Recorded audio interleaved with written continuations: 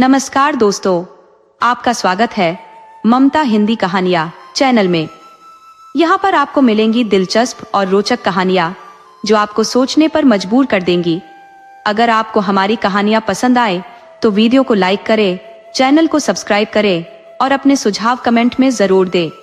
आपके सहयोग से हमारा यह चैनल और भी लोगों तक पहुंच सकेगा। धन्यवाद। लक्ष्मी की नई नई शादी हुई थी और आज उसका रसोई घर में पहली बार रसोई बनाने का दिन था।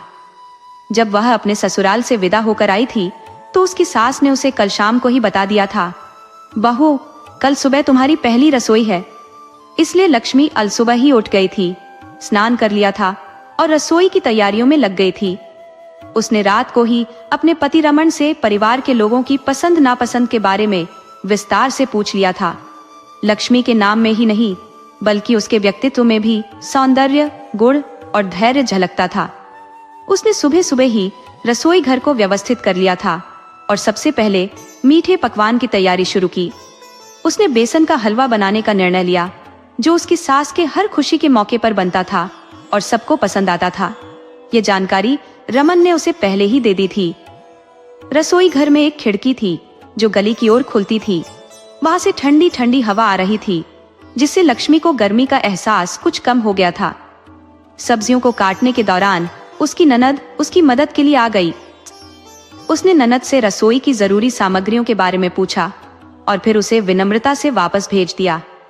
तभी लक्ष्मी के कानों में कुछ औरतों की धीमी धीमी बातें सुनाई देने लगी।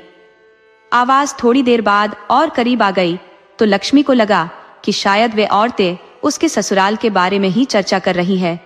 वह खिड़की के पास खड़ी हो गई और हल्के से आंचल को खींचकर देखा। वहां दो औरतें खड़ी बातें कर रही थी जो उसकी सास की उम्र की लग रही थी। एक औरत ने कहना शुरू किया, अरे आजकल अच्छाई का कोई मोल कहाँ रह गया है। देखो बनैली को, जिसे बनिया की घरवाली कहते हैं, कैसे बन नहीं कहलाती है। यहाँ देखो रमन की शादी में उसकी माँ को तो शामिल ही नहीं किया गया और हर जगह बनैली ही मालकिन बनकर घूम रही है। बहू भी ऐसी आई है जो अभी तक अपनी सास से ठीक से मिली भी नहीं है। सास बेचारी तो नौहरे में एक कमरे में बंद पड़ी है। लक्ष्मी यह सुनकर उलझन में पड़ गई कि आखिर ये बनैली कौन है और उसकी असली सास कौन है। उसने और भी ध्यान से उन औरतों की बातें सुननी शुरू कर दी। अब वे और भी गहराई से बोलने लगी, अरे बहन सुना है बनैली के 2 हिस्से खुल गए हैं। ऐसी सुंदर सुगड़ काया और मन की कोमलता, और दहेज की तो पूछो ही मत, जैसे घर भर दिया हो। साक्षात लक्ष्मी का अवतार है, एक औरत ने कहा। दूसरी औरत ने जवाब दिया, हाँ बहन, उसका नाम भी लक्ष्मी है और वह अब दूसरी बार ससुराल आई है। सुबह सुबह रसोई में लग गई है, पर सास को क्या सुख दिया उसने। वह बूढ़ी औरत बोली, बेचारी तो अलग थलग पड़ी हुई है। फिर दूसरी औरत कहने लगी, अरे बहन कैसी बातें करती हो, उसे बताया ही नहीं गया होगा कि उसकी असली सास कोई और है। और देखो ना बच्चे भी कैसे उसके सौतेले जैसे रहते हैं। तभी लक्ष्मी का ध्यान टूटा। कड़ाही में तेल धुआं छोड़ रहा था और उसका मन उन औरतों की बातों को सुनकर दुखी हो गया था। लक्ष्मी की जिज्ञासा और भी बढ़ गई। उसके मन में कई सवाल उमड़ रहे थे। आखिर उसकी असली सास कौन है, बनैली कौन है। मायके वालों ने भी उसे इस बारे में कुछ नहीं बताया था। इन सवालों के चक्रव्यूह में घिरी लक्ष्मी ने जैसे तैसे खाना बना दिया। लक्ष्मी के ससुर का नाम रामदास था। करीब 50-55 साल के अच्छे व्यक्तित्व वाले इंसान थे वे। छोटे से शहर में उनकी एक फैक्ट्री थी। 15 साल पहले वे गांव के पास एक छोटे इलाके में रहते थे और परिवार के बड़े बेटे थे, लाडले थे। जब उनकी जवानी आई तो कुछ कमजोरियों ने उन्हें जकड़ लिया था। रामदास जी की रंगीन मिजाजी की चर्चाएं आम होने लगी थी। तब उनके माता पिता ने उन्हें रोकने की कोशिश की, लेकिन तब तक देर हो चुकी थी। आखिरकार सोच विचार के बाद परिवार ने एक हल निकाला, शादी। वे मानते थे कि विवाह हर समस्या का समाधान होता है। लड़की की तलाश शुरू हुई और आखिरकार 25 की उम्र तक आते आते रामदास का विवाह रुक्मणी से हो गया। रुक्मणी एक खूबसूरत राजकुमारी जैसी दिखने वाली, जिनके आगमन ने रामदास को मानो कमरे से बाहर निकलने की जरूरत ही खत्म कर दी थी। रामदास हर वक्त रुक्मणी के इर्द गिर्द मंडराता रहता और उसके सौंदर्य पर मोहित हो जाता। रुक्मणी भी अपने पति के इस प्रेम को पाकर निहाल थी। वह कहती, सचमुच आप बहुत झूठ बोलते हैं। और उसकी इस अदाओं पर रामदास मर मिटता था। कुछ वर्षों के बाद रामदास का छोटा भाई पढ़ाई के लिए शहर चला गया और उनकी बहन की भी शादी हो गई। अब रामदास के पिता चाहते थे कि उनका बड़ा बेटा उनका कामकाज संभाले। कई बार रामदास के पिता उसे समझा चुके थे, बेटा अब तुम्हारी उम्र हो गई है, तुम अब गृहस्थी के बन गए हो, परिवार आगे बढ़ेगा तो तुम्हें मेरा हाथ बटाना चाहिए। लेकिन रामदास अभी गृहस्थी के बंधनों में बंधने के लिए तैयार नहीं था। वह हर बार कहता, मेरा अभी कोई ऐसा इरादा नहीं है पिताजी, मेरी खेलने कूदने की उम्र है, काम काज में अभी मन नहीं है। और इस तरह वह बात को टाल देता था। जब रामदास पर किसी भी बात का असर नहीं हुआ तो उसके माता पिता ने उसकी सास को बीच में लाकर बहू का सहारा लिया। वे सोचने लगे कि शायद रुक्मणी की बात मानकर रामदास समझ जाएगा। इस समय तक रुक्मणी अब किशोरी से एक जिम्मेदार पत्नी बनने लगी थी। सास उसे हर दिन नई नई बातें समझाने लगी थी ताकि वे रामदास को कामकाज संभालने के लिए तैयार कर सके। घर में अभी तक कोई नन्हा मुन्ना नहीं आया था, इसलिए परिवार ने सोचा कि अगर रामदास के जीवन में कोई संतान आ जाए तो उसे जिम्मेदारियों का एहसास होगा। हर उपाय की पूरी कोशिश की गई और आखिरकार 1 साल के भीतर पता नहीं कौन सा उपाय काम कर गया। रुक्मणी गर्भवती हो गई और घर में खुशियों की लहर दौड़ गई। रामदास अब खुशी खुशी फैक्ट्री जाने लगा।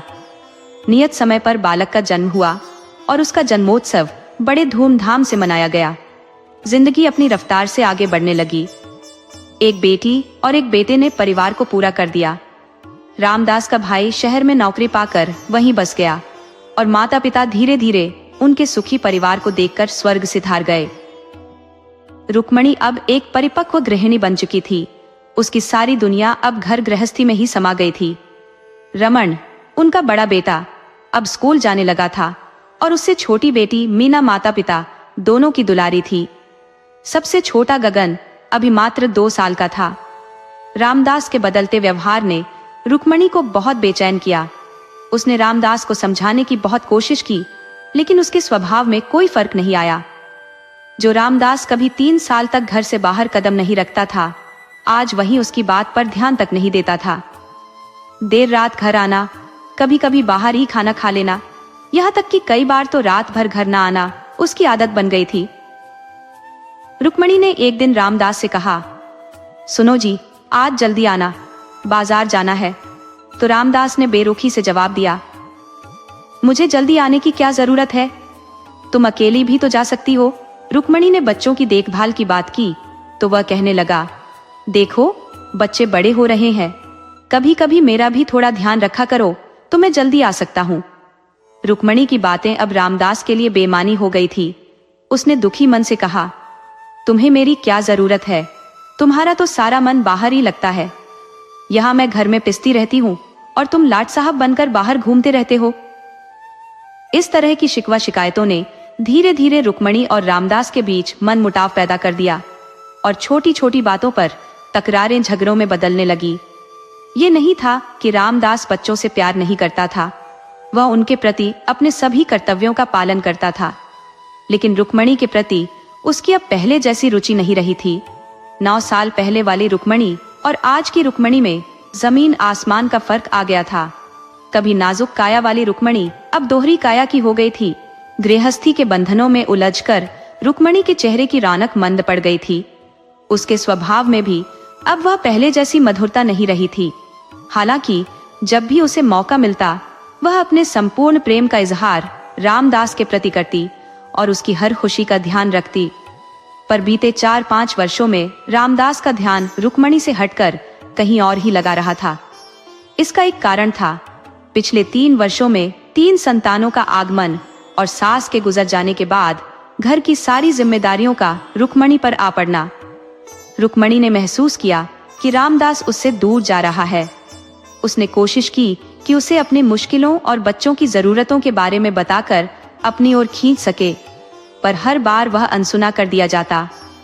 रामदास हमेशा यही कहता, तुझे किस चीज की कमी है, मैं तेरी सारी जरूरतें पूरी कर रहा हूँ, फिर क्यों परेशान होती है। रुक्मणी कहती, सुविधाएं सब कुछ नहीं होती, मुझे तुम्हारा साथ चाहिए, तुम्हारा सहयोग चाहिए। लेकिन रामदास का दिल अब पिघलने वाला नहीं था। असल में अब रुक्मणी से रामदास की दिलचस्पी खत्म हो चुकी थी। उसकी बातों का जवाब देना तो दूर, वह उससे बचने लगा था। बीते 2-3 सालों में उनके बीच छोटी छोटी बातों पर भी कलह होती रही। रामदास के प्रेम के बिना रुक्मणी की स्थिति ऐसी हो गई थी कि वह अपनी इच्छाओं को कुचलते हुए अंदर ही अंदर घुटने लगी थी। अब तो छोटी छोटी बातों पर वह झगड़ा करने को तैयार रहती। उसका स्वभाव चिड़चिड़ा हो गया था। इन हालातों का असर बच्चों पर भी पड़ने लगा था। माता पिता के रोज रोज के झगड़ों ने बच्चों को डरा दिया था। रुक्मणी का क्रोध और असंतोष कभी कभी निर्दोष बच्चों पर उतर जाता और वे सब इस तनाव से बचने के लिए अपने अपने में सिमटने लगे। अब रामदास भी शहर की फैक्ट्री में ज्यादा समय बिताने लगा था। माता पिता के गुजर जाने के बाद तो वह बिल्कुल आजाद हो गया था और रुक्मणी की गृहस्थी में फंसने के बजाय उसने अपने पुराने दोस्तों के साथ वक्त बिताना शुरू कर दिया। फिर जब रुक्मणी ने होश संभाला तो रामदास उसके दायरे से बाहर निकल चुका था। दोनों के बीच अब एक बड़ी खाई पसर चुकी थी, जिसने उनके रिश्ते को खोखला बना दिया था। इस परिस्थिति का असर बच्चों पर भी पड़ने लगा था और रामदास और भी दूर होता चला गया। फैक्ट्री में रामदास का सामना अक्सर लाला चंद्रलाल मुंशी से होता था, जो पिता के समय से ही वहां काम कर रहे थे। रामदास उनके प्रति काफी सम्मान रखता था और फैक्ट्री के सारे कागज पत्रों का जिम्मा उन पर छोड़ दिया करता था। लाला चंद्रलाल उम्र में बुजुर्ग थे और बेटी की तरह रामदास को सलाह देते रहते थे। 2 साल पहले लाला चंद्रलाल के परिवार में एक भयानक दुर्घटना घटी थी, जिसमें उनकी पत्नी, बहू और बेटे का निधन हो गया था। उनकी इस दुनिया में बस एक निशानी बची थी, उनकी पोती सीमा, जो अब 15-16 साल की थी। जब भी रामदास फैक्ट्री में ज्यादा समय बिताता, अक्सर लाला चंद्रलाल उसके लिए घर से खाना लेकर आते थे। रुक्मणी से झगड़े के बाद जब भी रामदास फैक्ट्री में ही रात गुजारता, लाला चंद्रलाल उसे अपने घर खाने के लिए बुला लेते थे। वहीं पर रामदास की नजर सीमा पर पड़ी। सीमा की खिलती हुई सुंदरता ने रामदास के मन को भा लिया और वह उसकी ओर खींचने लगा। 9-10 साल पहले रुक्मणी भी उसे इसी तरह भा गई थी। समय के साथ सीमा भी रामदास से बातचीत करने लगी थी। इसे आप सौभाग्य कहें या दुर्भाग्य, अचानक एक दिन लाला चंद्रलाल बीमार पड़ गए और कुछ दिनों तक फैक्ट्री नहीं जा सके। जब रामदास इस बात की जानकारी लेने उनके घर पहुंचा, तो उसने देखा कि लाला चंद्रलाल की तबीयत नासाज है और उनकी देखभाल की जिम्मेदारी रामदास ने स्वयं अपने कंधों पर ले ली। इस तरह रामदास का घर में आना जाना बहुत बढ़ गया। अब वह सुबह होते ही वहां पहुंच जाता और नाश्ते से लेकर रात के खाने तक वहीं पर ही रह जाता। सीमा के साथ उसकी बातचीत भी बढ़ने लगी थी और वो उसे बहुत ही अदब से साहब कहकर बुलाती थी। जैसे जैसे रामदास की सीमा से निकटता बढ़ रही थी, वैसे वैसे रुक्मणी उसके दिल से और भी दूर होती जा रही थी। सीमा के लिए यह सब कुछ समझ से बाहर था। अपने माता पिता के गुजरने के बाद उसके लिए दादा ही एकमात्र सहारा थे और उनकी बीमारी के समय में रामदास का समर्थन उसके लिए बहुत महत्वपूर्ण था। दूसरी ओर लाला चंद्रलाल अपनी पोती सीमा के भविष्य को लेकर चिंतित थे। उन्होंने रामदास से कहा, बेटा, मेरी बीमारी अब ठीक होती नहीं दिख रही। लगता है जल्द ही मेरा समय आ जाएगा। मेरे बाद सीमा का क्या होगा? रामदास ने उन्हें तसल्ली देते हुए कहा, मुंशी जी, आप बिल्कुल चिंता मत करें। जल्द ही आप स्वस्थ हो जाएंगे और मैं तो यहाँ हूँ ही सीमा की पूरी देखभाल के लिए। बस आप ईश्वर पर भरोसा रखिए। लेकिन नियति ने लाला चंद्रलाल का साथ छीन लिया और वे दुनिया से विदा हो गए। पीछे छोड़ गए मासूम सीमा और रामदास को। अब सीमा के लिए रामदास ही एकमात्र सहारा था और रामदास ने इस स्थिति का पूरा फायदा उठाया। वह सीमा की देखभाल में अपना अधिकतर समय बिताने लगा और धीरे धीरे सीमा उस पर पूरी तरह निर्भर हो गई। फिर एक दिन ऐसा आया जब रामदास घर लौटा तो उसके साथ सीमा भी थी। अब वह उसकी दूसरी पत्नी बन चुकी थी। रुक्मणी के दिल में जो थोड़ी बहुत उम्मीद बची थी, वह भी पूरी तरह से खत्म हो गई। अपने ही घर में अपने पति के साथ किसी दूसरे स्त्री की उपस्थिति सहन करना किसी भी स्त्री के लिए बेहद कठिन होता है। जब यह सब बातें आंखों से ओझल थी, तो शायद रुक्मणी का दिल इसे बर्दाश्त कर जाता, लेकिन अब यह स्पष्ट हो चुका था। रामदास ने सीमा का परिचय इस तरह कराया कि यह तुम्हारी छोटी माँ है, और सीमा रुक्मणी को जीजी कहकर संबोधित करती थी। उसे रुक्मणी का पूरा अधिकार समझ में नहीं आता था, लेकिन यह जरूर जानती थी कि उसने रुक्मणी की जगह ले ली है। सीमा की कोशिश यही रहती कि वह रुक्मणी को दुख न पहुंचाए, लेकिन रुक्मणी के लिए इससे बड़ा दुख क्या हो सकता था कि उसके अधिकारों पर उसी की आंखों के सामने डाका डाला जा रहा था और वह कुछ नहीं कर सकी थी। एक दिन रुक्मणी ने गुस्से में कहा, सुनो, तुम्हें मुझे जीजी कहने की कोई जरूरत नहीं है। मैं तुम्हारी जीजी नहीं हूँ। भगवान करे किसी को भी तुम्हारे जैसी छोटी बहन ना मिले। ऐसा कहकर उसने सीमा को ठुकरा दिया। सीमा के मासूम सवाल पूछने पर रुक्मणी क्रोध में पैर पटकती हुई चली गई। सीमा दुखी मन से माँ से बात कर अपने कमरे में चली गई और सारा दिन उदास अपने ही विचारों में खोई रही। रात को जब रामदास घर लौटा और उसने सीमा के बुझे हुए चेहरे को देखा तो पूछ बैठा, क्या हुआ सीमा?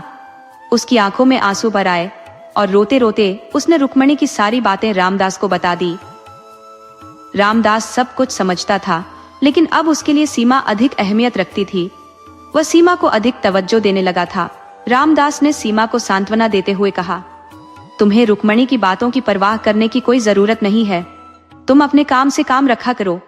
जो भी कहना हो मुझसे कहो, मैं हमेशा तुम्हारे लिए हूँ। कुछ दिनों में सब ठीक हो जाएगा। ऐसा कहकर उसने सीमा को अपने गले से लगा लिया। इसके बाद रामदास और रुक्मणी के बीच बातें होना बिल्कुल बंद हो गई। एक तरफ रामदास के मन में रुक्मणी के सामने अपराध बोध था और दूसरी तरफ रुक्मणी का क्रोध, जिसने दोनों को एक दूसरे से पूरी तरह दूर कर दिया था। अब रामदास पूरी तरह से सीमा का हो गया था। उसने बच्चों की जरूरतों को भी सीमा से पूछकर ही पूरा करना शुरू कर दिया। बच्चों की मासूमियत भरी बातें सुनकर सीमा का दिल खुश हो जाता था। 3-4 साल तक अकेलेपन में बिताने के बाद सीमा अब एक भरे पूरे परिवार का हिस्सा बन गई थी। जब बच्चे उसे छोटी माँ कहकर बुलाते तो उसके भीतर बड़प्पन का एहसास होता, और जब रामदास उसके लिए स्नेह बरसाता, उसकी हर छोटी बड़ी ख्वाहिश पूरी करता, तो जैसे पिता की कमी पूरी हो जाती थी।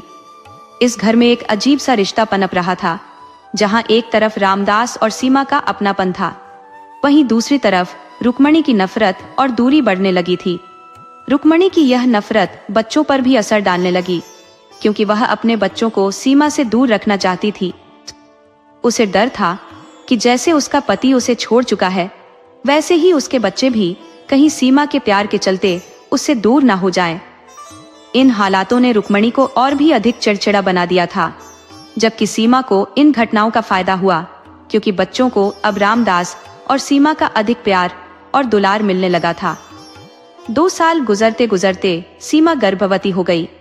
इस दौरान रुक्मणी के मन में उपजे गहरे दुख के साए और भी गहरे होते गए।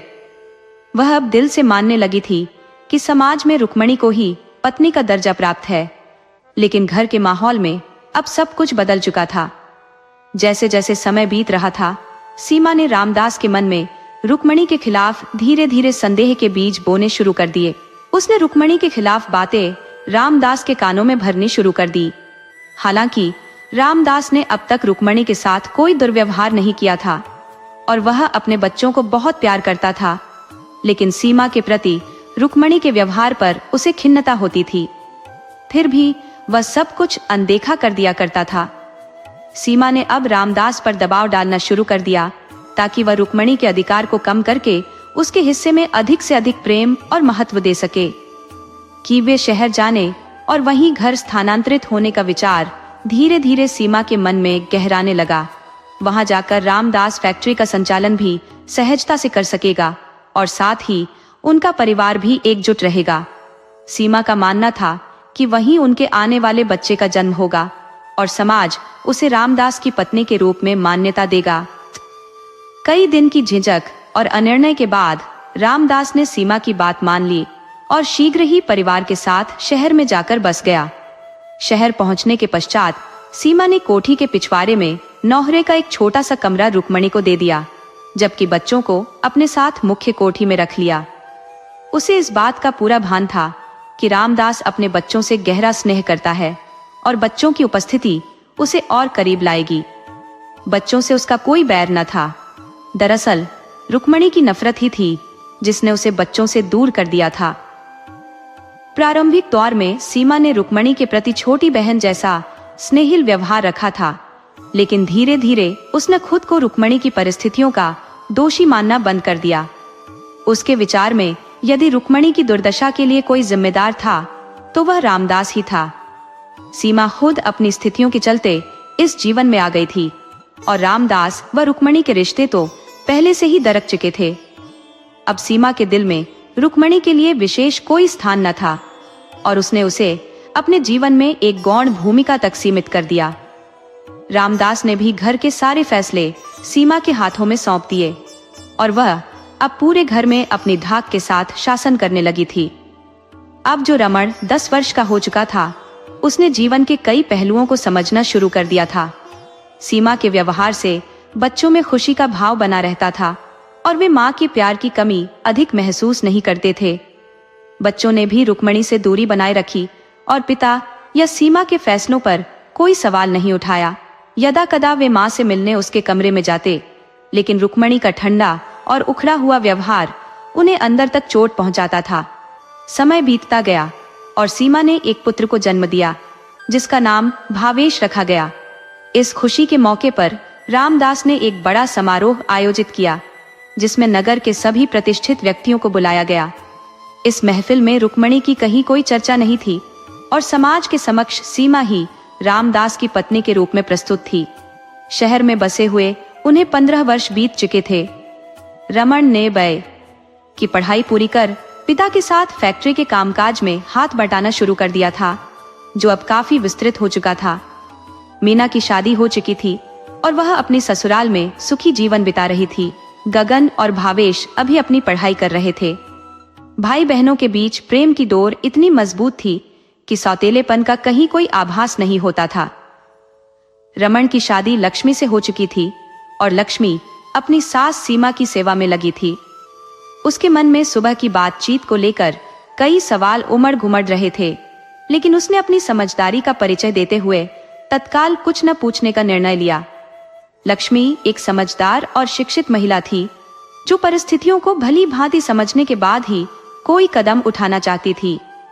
वह जानती थी कि जल्दबाजी में लिए गए निर्णय अक्सर उलझनों को और बढ़ा देते हैं और रिश्तों में खटास ला सकते हैं। अभी वह रमण से बात करने का सही समय खोज रही थी ताकि वह सारी बातें सुलझा सके। सीमा की आवाज ने अचानक लक्ष्मी के विचारों को भंग कर दिया। वह बोली, जाओ बहू, अब तुम भी थोड़ा आराम कर लो। सुबह से ही काम में लगी हो, थक गई होगी। लक्ष्मी ने विनम्रता से जी माँ जी कहते हुए उठने का उपक्रम किया, परंतु जाते जाते अचानक रुक गई। सीमा ने भांप लिया कि लक्ष्मी कुछ कहना चाहती है। उसने पूछा, क्या बात है, कुछ कहना चाहती हो? लक्ष्मी ने अपने भीतर की हलचल को शांत करते हुए पूछा, माँ जी, क्या मैं दूध ले आऊं? सीमा ने मुस्कुराते हुए कहा, नहीं, बच्चों को दे देना और खुद भी ले लेना। इतना कहकर लक्ष्मी कमरे से बाहर निकल आई और अपने भीतर चल रहे विचारों को संयमित करने लगी। उसने ठान लिया कि अब इस विषय पर वह रमन से ही बात करेगी। कमरे में रमन उसका बेसब्री से इंतजार कर रहा था। लक्ष्मी ने चुपचाप उसके हाथ में दूध का गिलास थमाया और पास बैठ गई। उसके मन में फिर से द्वंद्व उठने लगा कि रमन से बात करे या ना करे। रमन का स्वभाव उसके लिए अभी भी एक पहेली जैसा था, क्योंकि वह कम बोलने वाला और चुपचाप रहने वाला इंसान था। उसे समझने में अभी समय लगने वाला था और यही कारण था कि लक्ष्मी के मन में एक संकोच था। रमन, जो अपनी नई नवेली पत्नी की खुशी के बारे में सोच रहा था, लक्ष्मी के चेहरे की गंभीरता देखकर अचंभित हो गया। उसने लक्ष्मी को चुपचाप और गहरी सोच में डूबा हुआ देखा तो पूछ बैठा, क्या सोच रही हो लक्ष्मी? लक्ष्मी ने जल्दी से अपने विचारों को छिपाने की कोशिश की और बोली, कुछ नहीं, बस थोड़ा थक गई हूँ। रमन ने लक्ष्मी के हाथ से गिलास लेते हुए उसके चेहरे की थकान को समझने का प्रयास किया। उसने सोचा, शायद मायके में लक्ष्मी ने कभी इतना काम नहीं किया होगा और आज सारा दिन उसने घर के कामों को संभाला है। रमन का मन उसे कुछ पूछने के लिए मचल उठा, लेकिन वह बात शुरू करने से पहले ही खुद को रोक लेता। लक्ष्मी को महसूस हुआ कि अगर वह इस क्षण का उपयोग नहीं करेगी तो वह हमेशा के लिए अपने सवालों के उत्तर से वंचित रह जाएगी। उसने धीमे स्वर में कहा, मैं आपसे कुछ पूछ सकती हूँ? रमन ने सहजता से कहा, पूछो ना लक्ष्मी, अब हम पति पत्नी हैं, इसमें हिचक कैसी? अगर मुझसे दिल की बात नहीं करोगी तो और किससे करोगी? लक्ष्मी ने थोड़ी हिम्मत जुटाई और बोल पड़ी, रमन जी, मैं जानना चाहती हूँ कि ये सीमा मम्मी कौन है और आपकी अपनी माँ कहाँ है? ये सवाल जैसे एक विस्फोट था। रमन के चेहरे पर हैरानी की लहर दौड़ गई। उसका हाथ लक्ष्मी के हाथ से फिसल गया और वह सोच में डूब गया कि लक्ष्मी को यह बात किसने बताई। उसने घबराकर पूछा, घर में कोई चर्चा हुई है क्या? लक्ष्मी ने गंभीर स्वर में कहा, नहीं, घर में कोई बात नहीं हुई। लेकिन क्या यह सच है? उसने रमन का हाथ थामकर फिर पूछा। रमन का चेहरा सफेद पड़ गया और उसने बुझे स्वर में कहा, हाँ, यह सच है। रमन की सोच में डूबे होने का प्रश्न था। आखिर उसे यह कैसे पता चला? सीमा की माँ तो हर संभव प्रयास में लगी थी कि शादी से उसे दूर ही रखा जाए। अब इस पर सीमा की माँ क्या कहेंगी? हमने तो इस बात को उसके परिवार से भी छिपा रखा था। हल्की घबराहट से रमन ने पूछा, सीमा, तुम्हें कैसे मालूम हुआ लक्ष्मी? उसने अपने हाथ को उसकी पत्नी के कंधे पर रखते हुए कहा। उसकी नजरें लक्ष्मी की आंखों में जैसे जवाब खोजने लगी। लक्ष्मी ने तब बताया कि सुबह गली में कुछ औरतें जो बातें कर रही थी वह उसने सुनी थी। इस पर रमन ने कहा, सीमा हमारी छोटी माँ है, लेकिन मेरी असली माँ रुक्मणी है जो कोठी के पीछे रहती है। रमन ने अपने बचपन से लेकर अब तक की सारी कहानी लक्ष्मी के सामने रख दी। उसकी आंखों में आंसू थे जो उसकी असहायता और विवशता को बयान कर रहे थे। उसने बताया कि सीमा माई हमेशा उनकी माँ के खाने पीने और पहनावे का ध्यान रखती थी।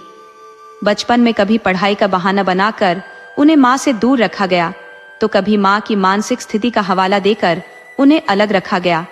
रमन ने कहा, जब तक मैं छोटा था तब भी माँ से मिलने के मौके निकालता था, लेकिन व्यस्तता में कभी कभी ही माँ के पास जाकर उन्हें खाना खिलाता और देख आता था।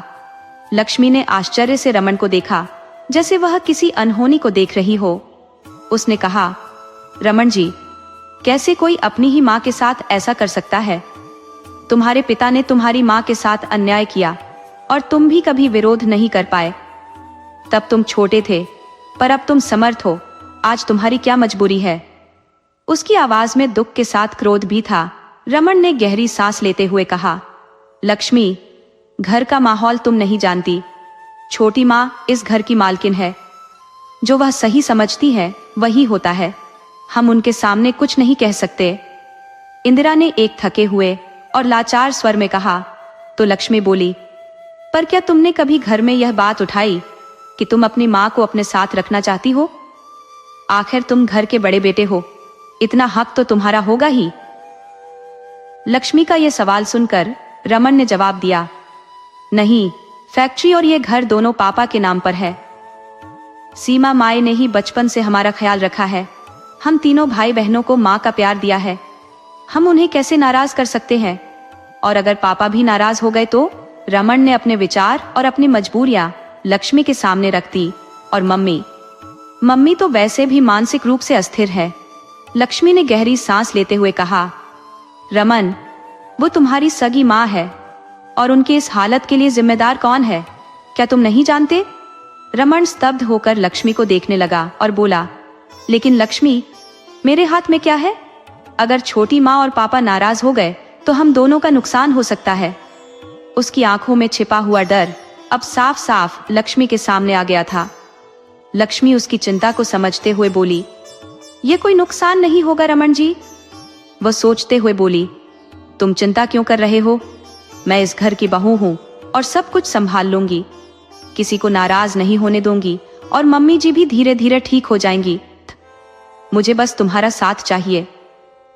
लक्ष्मी की बात सुनकर रमन ने कुछ कहने की कोशिश की, लेकिन लक्ष्मी ने उसे टोकते हुए कहा, तुम इन किंतु परंतु को छोड़ो। हमें माँ को फिर से परिवार में उनका स्थान दिलाना है और इसके लिए हमें सबसे पहले उनके लिए कुछ करना होगा। रमन ने धीरे से कहा, लक्ष्मी, मैं तुम्हारा साथ दूंगा। अगर सब कुछ पहले जैसा हो गया तो मुझे सबसे अधिक खुशी होगी। उसकी आवाज में उम्मीद और सावधानी दोनों थी। लक्ष्मी ने आश्वस्त होकर कहा, चिंता मत करो रमन जी, बस मेरी बात ध्यान से सुनो। फिर वह रमन के करीब आई और धीरे से कुछ समझाने लगी, जिससे रमन को एक ओर हैरानी हो रही थी और दूसरी ओर उम्मीद भी जग रही थी। बीच बीच में रमन सिर हिलाकर सहमति व्यक्त करता रहा। अंत में जब लक्ष्मी ने सब समझा दिया तो रमन ने मुस्कुराते हुए कहा, तुमने तो सच में कमाल कर दिया। मैं तो कभी ऐसा सोच भी नहीं सकता था, ना ही मेरे पास इतनी हिम्मत थी। तुम मेरे जीवन में जैसे खुशियों की बहार लेकर आई हो। लक्ष्मी ने मुस्कुराते हुए कहा, तो फिर मुझे इनाम दीजिए। रमन हंसते हुए बोला, क्या दूं? मेरा सब कुछ तो तुम्हारा ही है। जो भी कहोगी मैं उसे पूरा करने की कोशिश करूंगा। उसने प्यार से लक्ष्मी का हाथ थाम लिया और कहा, बस तुम्हारा प्यार और विश्वास चाहिए लक्ष्मी। लक्ष्मी मुस्कुराई और बोली, वो तो तुम्हारे पास हमेशा रहेगा। अब आधी रात का सन्नाटा गुजर चुका था और पति पत्नी के बीच का प्रेम इस अंधेरी रात में और भी गहरा हो चला था। आत्मा और मन का मिलन सच्चे दाम्पत्य जीवन की वह नींव है जिस पर आने वाली हर चुनौती धीरज से टिकती है। सीमा किसी गहरी सोच में डूबी थी।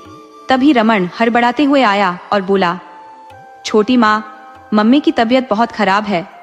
खाना भी नहीं खा पाई है और उनकी सांसें भी बेहद तेज चल रही हैं। क्या डॉक्टर को बुलवाना चाहिए? नहीं, सीमा ने घबराते हुए कहा, डॉक्टर बुलाने में देर हो सकती है। शायद हमें उन्हें तुरंत अस्पताल ले जाना पड़ेगा। रमन की बातों से सीमा को कुछ समझ नहीं आ रहा था कि वह क्या कहे। दरअसल कुछ दिन पहले ही वह रुक्मणी की देखभाल करने के लिए वहां गई थी, लेकिन शादी की व्यस्तताओं में उलझकर वह अपने कर्तव्य से विमुख हो गई। उसने नौकरानी से भी यह नहीं पूछा था कि उन्होंने ठीक से ध्यान रखा या नहीं। अब उसे डर सताने लगा था कि कहीं कुछ अनहोनी न हो गई हो।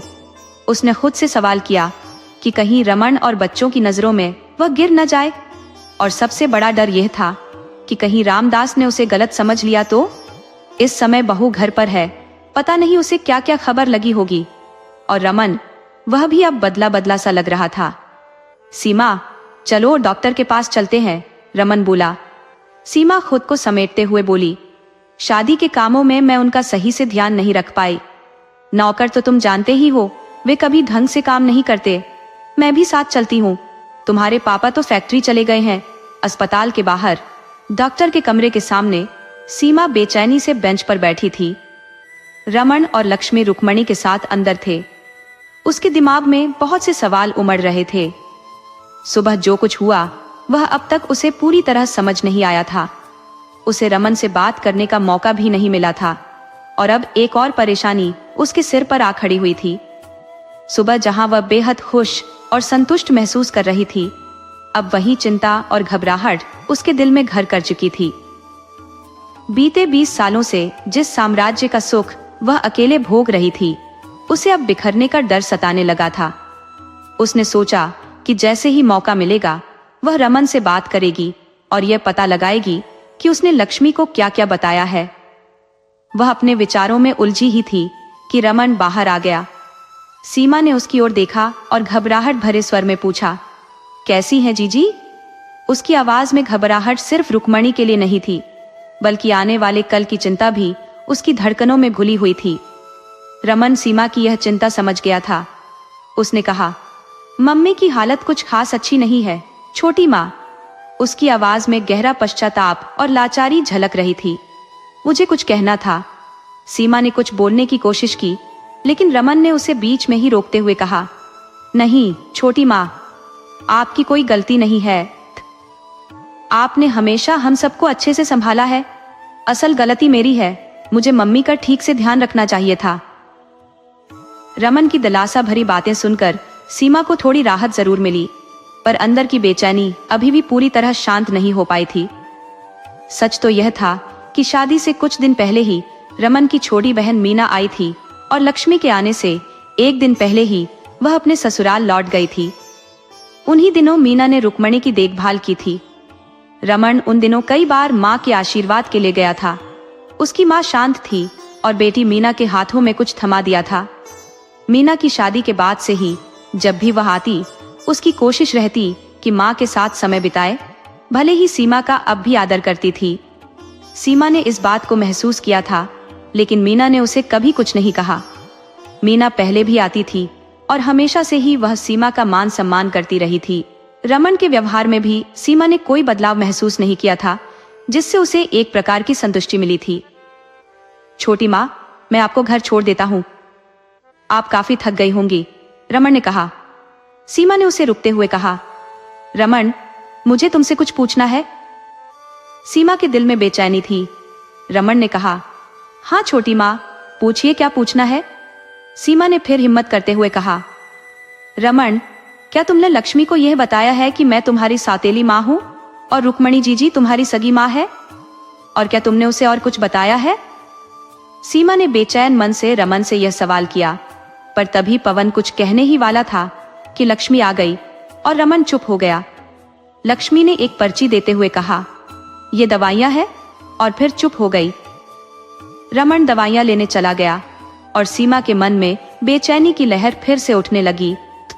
अब सीमा सोचने लगी कि रमन से तो बात नहीं हो पाई, क्या लक्ष्मी से पूछूं? तभी लक्ष्मी ने कहा, माँ जी, आप कुछ सोच रही हैं? सीमा ने कहा, हाँ, मुझे तुमसे कुछ पूछना है बहू। लक्ष्मी ने जानबूझकर अनजान बनने का नाटक किया और बोली, पूछिए माँ जी।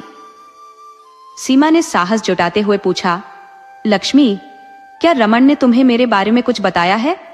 लक्ष्मी ने थोड़ा हिचकिचाते हुए कहा, जी। और फिर उसने पैनी नजरों से सीमा की ओर देखा।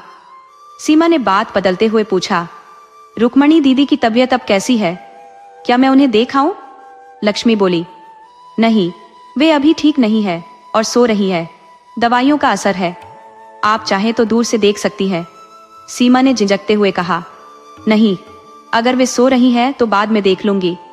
दोनों कुछ देर चुप रहीं, पर फिर सीमा से रहा नहीं गया और उसने फिर पूछा, लक्ष्मी, तुम्हें कैसे पता चला कि मैं तुम्हारी सौतेली माँ हूँ और रुक्मणी दीदी तुम्हारी सगी माँ? लक्ष्मी ने कहा, माँ जी, रमन ने तो मुझे कुछ नहीं बताया था, यह तो मुझे गली में कुछ औरतों से पता चला। वे हमारे घर के बारे में बातें कर रही थी। कल जब मैं किचन में काम कर रही थी तो उनकी बातें मेरे कानों में पड़ गई। सीमा ने फिर पूछा, क्या कह रही थी वे औरतें?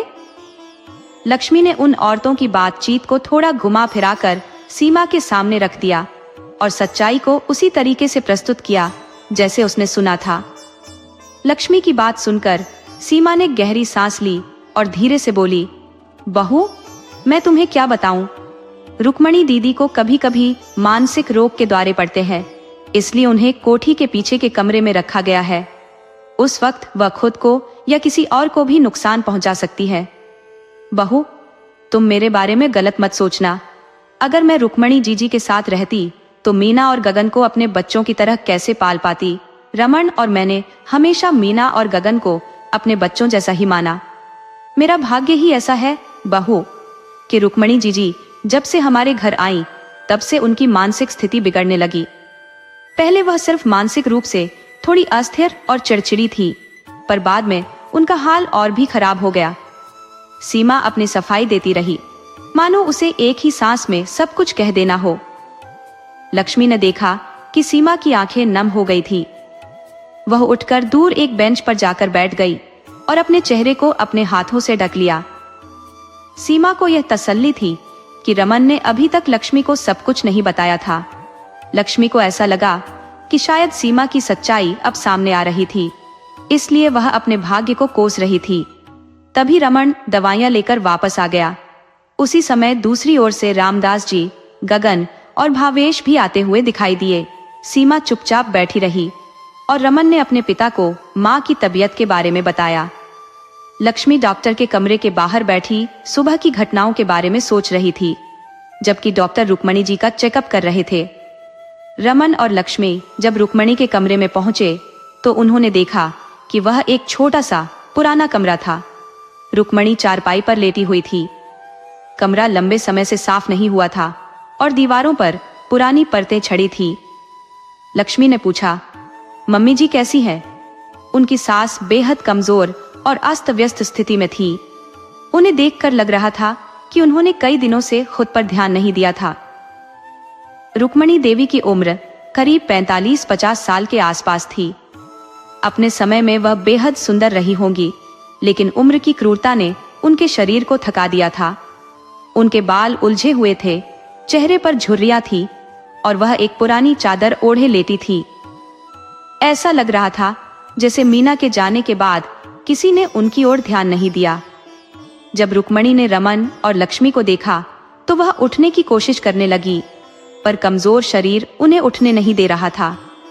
रमन ने उन्हें सहारा दिया और लक्ष्मी ने उनके पैर छुए। रुक्मणी ने उन्हें आश्चर्य से देखा, उनकी आंखों में आंसू थे। रुक्मणी ने बहुत धीमी और कमजोर आवाज में कहा, मैं ठीक हूं बेटा। उन्होंने लक्ष्मी की ओर देखते हुए कहा, तुम रमन की बहू हो, तुम यहाँ कैसे आई? उनकी आवाज इतनी कमजोर थी कि हर शब्द बोलने के लिए उन्हें पूरा जोर लगाना पड़ रहा था। लक्ष्मी ने उनके हाथों को अपने हाथों में लिया और चारपाई पर बैठ गई।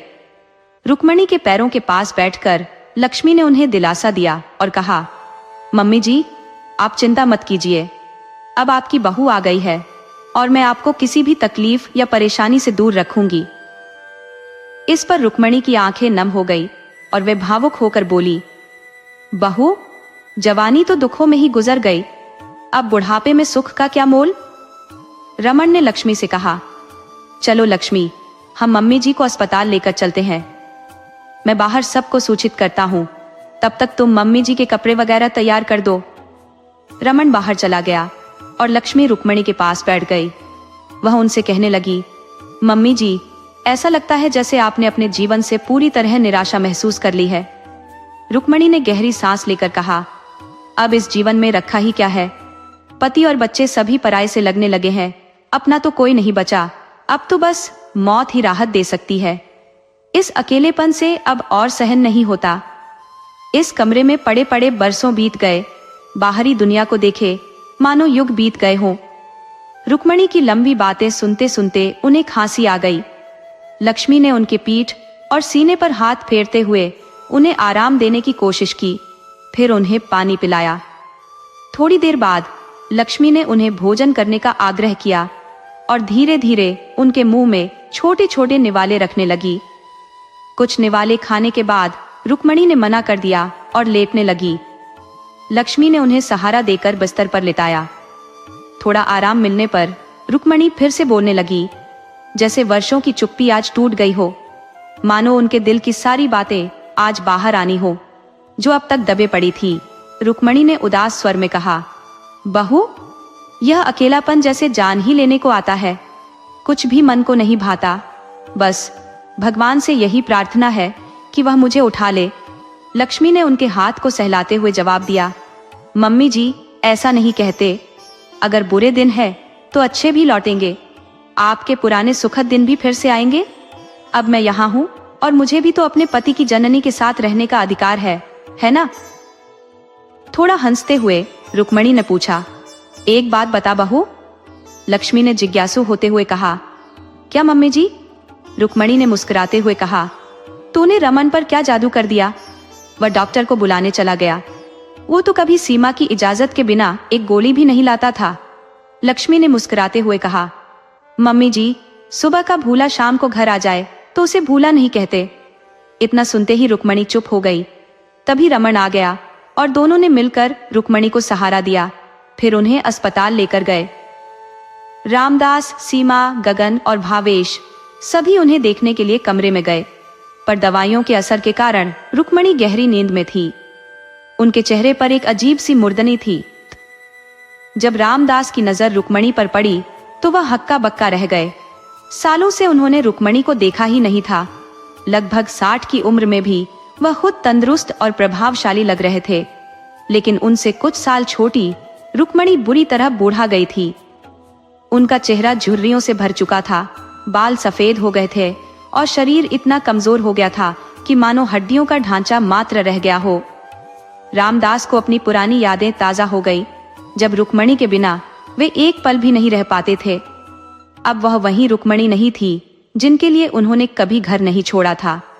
सीमा, जो अब तक रुक्मणी की देखभाल की जिम्मेदारी निभाती आ रही थी, खुद को असहज महसूस करने लगी। उसने सबको यह यकीन दिलाया था कि वह रुक्मणी का ख्याल अच्छे से रख रही है, पर हकीकत कुछ और थी। सीमा खुद को गलती का एहसास दिलाते हुए बाहर निकलने लगी। रामदास और सीमा दोनों के मन में बहुत कुछ चल रहा था। खासकर नई बहू लक्ष्मी के सामने वे शर्मिंदगी महसूस कर रहे थे। उन्हें यह भी डर सता रहा था कि रुक्मणी की ऐसी हालत लक्ष्मी और उसके परिवार के सामने खुल जाएगी। अस्पताल से बाहर निकलते समय रामदास ने रमन की तरफ मुड़कर अपनी जेब से नोटों की गड्डी निकालकर उसके हाथ में रख दी। लक्ष्मी ने सीमा से कहा, मम्मी जी आप भी घर जाएं, आप थक गई होंगी, हम यहाँ संभाल लेंगे। गगन और भावेश भी बोले, भाभी हम भी यहीं रुक जाते हैं। पर सीमा चुपचाप रामदास के पीछे चल पड़ी। सीमा सोच रही थी कि शायद रामदास उससे कुछ कहेंगे या कोई सवाल पूछेंगे, लेकिन रामदास खुद अपनी गलती से शर्मिंदा थे। उन्होंने कभी रुक्मणी की हालत पर ध्यान नहीं दिया, हमेशा सीमा की बातों पर भरोसा करते रहे। अब बच्चे जवान हो चुके हैं और आत्मनिर्भर भी। जब नई बहू घर आई तो वह क्या सोचती होगी? क्या उसने रमन से हमारे बारे में कुछ कहा होगा? इन्हीं उधेड़बुन में डूबे रामदास चुपचाप चल रहे थे। दोनों अपनी अपनी सोच में खोए थे। जैसा कि सीमा ने लक्ष्मी को बताया था कि रुक्मणी की मानसिक स्थिति ठीक नहीं है, उसी आधार पर लक्ष्मी ने सबको बताया था कि रुक्मणी का मानसिक संतुलन बिगड़ गया है। उसने यह भी जोड़ दिया कि डॉक्टर ने उनसे मिलने की मनाही की है और अब रुक्मणी का इलाज एक मानसिक अस्पताल में होगा। लक्ष्मी ने डॉक्टर से बात कर यह तय करवा लिया था कि रुक्मणी को मायके के शहर के एक अस्पताल में स्थानांतरित किया जाएगा, जहां उनसे मिलने की अनुमति नहीं होगी, क्योंकि इससे इलाज में बाधा पड़ती है। अस्पताल के नियमों के अनुसार सिर्फ एक व्यक्ति उनसे मिल सकता है, इसलिए किसी को भी अधिक चिंता करने की आवश्यकता नहीं है। बीच बीच में हम उन्हें देखने जाएंगे और मेरे मायके वाले भी वहां हैं, तो वे देखभाल कर लेंगे। लक्ष्मी ने आश्वस्त करते हुए कहा कि वह ससुराल की बदनामी नहीं होने देगी। इस तरह रुक्मणी अस्पताल में रहने लगी। 1 साल बीत गया। इस दौरान पवन और लक्ष्मी कभी कभी उनसे मिलने जाते थे और कभी कभी रात भी वहीं गुजारते थे। रामदास और सीमा ने जब 1-2 बार देखने जाने की इच्छा जताई तो रमन और लक्ष्मी ने उन्हें चिंता न करने की बात कहकर टाल दिया। सीमा और रामदास वैसे भी अपने अंदर की शर्मिंदगी से जूझ रहे थे और रुक्मणी का सामना करने की हिम्मत नहीं जुटा पा रहे थे। उन्हें यह भी नहीं पता था कि सामना होने पर रुक्मणी का व्यवहार कैसा होगा, इसलिए वे चुपचाप उनकी बात मान लेते थे। लक्ष्मी और रमन अभी भी सीमा को वही सम्मान देते थे जैसा वे पहले देते थे। अपने दिल में वे यह समझते थे कि छोटी माँ ज्यादा दोषी नहीं है, उसने बस उस मुश्किल घड़ी में जो सहारा मिला उसे थाम लिया। जब सीमा घर आई थी तब रमन सिर्फ 7-8 साल का था और उसने रुक्मणी और रामदास के बीच के झगड़े को देखा और थोड़ी बहुत समझ भी लिया था। सीमा ने शुरू में रुक्मणी की माँ जैसी भूमिका निभाई, लेकिन माँ अपने पति की बेवफाई को सहन नहीं कर पाई और उसने अपना सारा गुस्सा बच्चों और सीमा पर निकाला। गलती पिता की थी, लेकिन सजा सभी को मिली। उस समय सीमा चाहती तो बच्चों को और भी दुखी कर सकती थी, लेकिन शायद उसने ऐसा नहीं किया। सीमा मन ही मन शर्मिंदा थी, इसलिए वह कुछ नहीं कहती थी। पर वास्तविकता यह थी कि रमन और लक्ष्मी ने रुक्मणी को एक अलग कमरे में स्थानांतरित कर दिया था, जहां एक नर्स भी उसकी देखभाल के लिए मौजूद थी। नर्स घरेलू कार्यों में भी हाथ बटाती थी। रुक्मणी को असल में किसी चिकित्सीय उपचार की आवश्यकता नहीं थी, बल्कि उसे भावनात्मक संबल, शांति और अपनेपन की जरूरत थी, जिसे लक्ष्मी और रमन मिलकर पूरी कर रहे थे। उनके खान पान और समर्पित सेवा ने उनके जीवन में एक नया अध्याय शुरू कर दिया था। धीरे धीरे रुक्मणी की सेहत सुधरने लगी। उनके शरीर ने फिर से दम भरा, चेहरा फिर से जवां दिखने लगा और जो झुर्रियां कभी थी वो मानो गायब हो गई। उनकी आंखों में अब एक नई चमक आ गई थी और जीवन के प्रति दृष्टिकोण बदल चुका था। जो कुछ बीता उसे उन्होंने भाग्य की मर्जी मानकर स्वीकार कर लिया था। अब उनका एकमात्र उद्देश्य था परिवार के साथ अपने शेष जीवन को सुकून और आनंद के साथ बिताना। आज रमन और लक्ष्मी की शादी की पहली सालगिरह थी और घर में सुबह से ही उत्सव का माहौल था। रामदास और सीमा ने इस अवसर को खास बनाने की पूरी तैयारी कर रखी थी। शायद वे दोनों इस तरह से अपनी कुछ पिछली गलतियों का प्रायश्चित करना चाहते थे। जो सम्मान कभी उन्होंने नहीं दिया था, आज वे उस कमी को पूरा करने का प्रयास कर रहे थे। घर को शानदार तरीके से सजाया गया था और शाम के खाने का आयोजन बड़े धूमधाम से किया गया था। कई मेहमानों को आमंत्रित किया गया था। लक्ष्मी के मायके वाले भी इस खुशी में शरीक होने आ रहे थे। लक्ष्मी और रमन ने भी इस खास दिन के लिए कुछ विशेष योजना बना रखी थी। शाम के करीब 7 बजे लक्ष्मी तैयार होने के लिए ब्यूटी पार्लर जाने की बात कहकर निकली थी। तभी मीना आई और उसे मालूम हुआ कि उसकी माँ अस्पताल में है। उसे महसूस हुआ कि शायद उसकी माँ के दिन अब बहू के आने से बेहतर हो सकते हैं।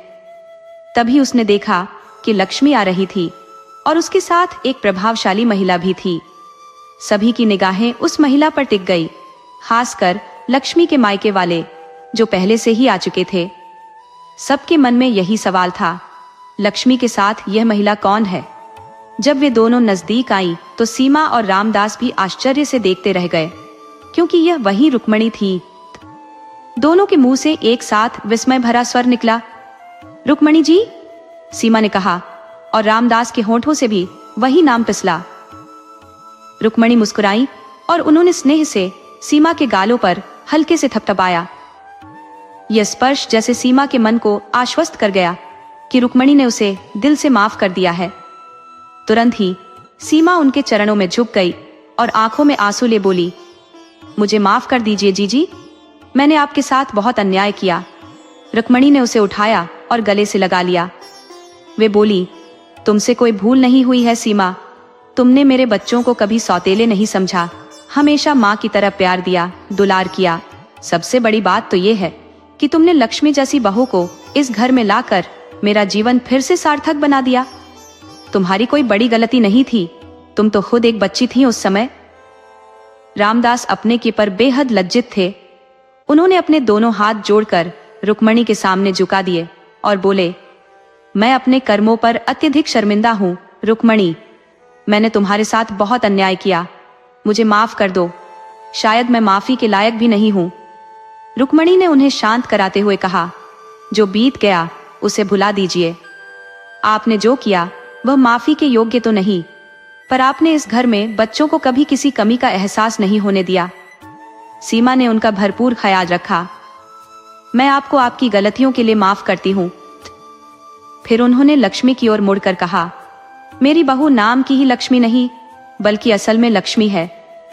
मैं भगवान से प्रार्थना करती हूँ कि ऐसी गुणवान, सुशील और समझदार बहू हर किसी को मिले, जिसने अपनी ही सास का हक दिलाने के लिए खुद को बहन के रूप में रखा और बिना किसी को ठेस पहुंचाए सम्मान दिलाया।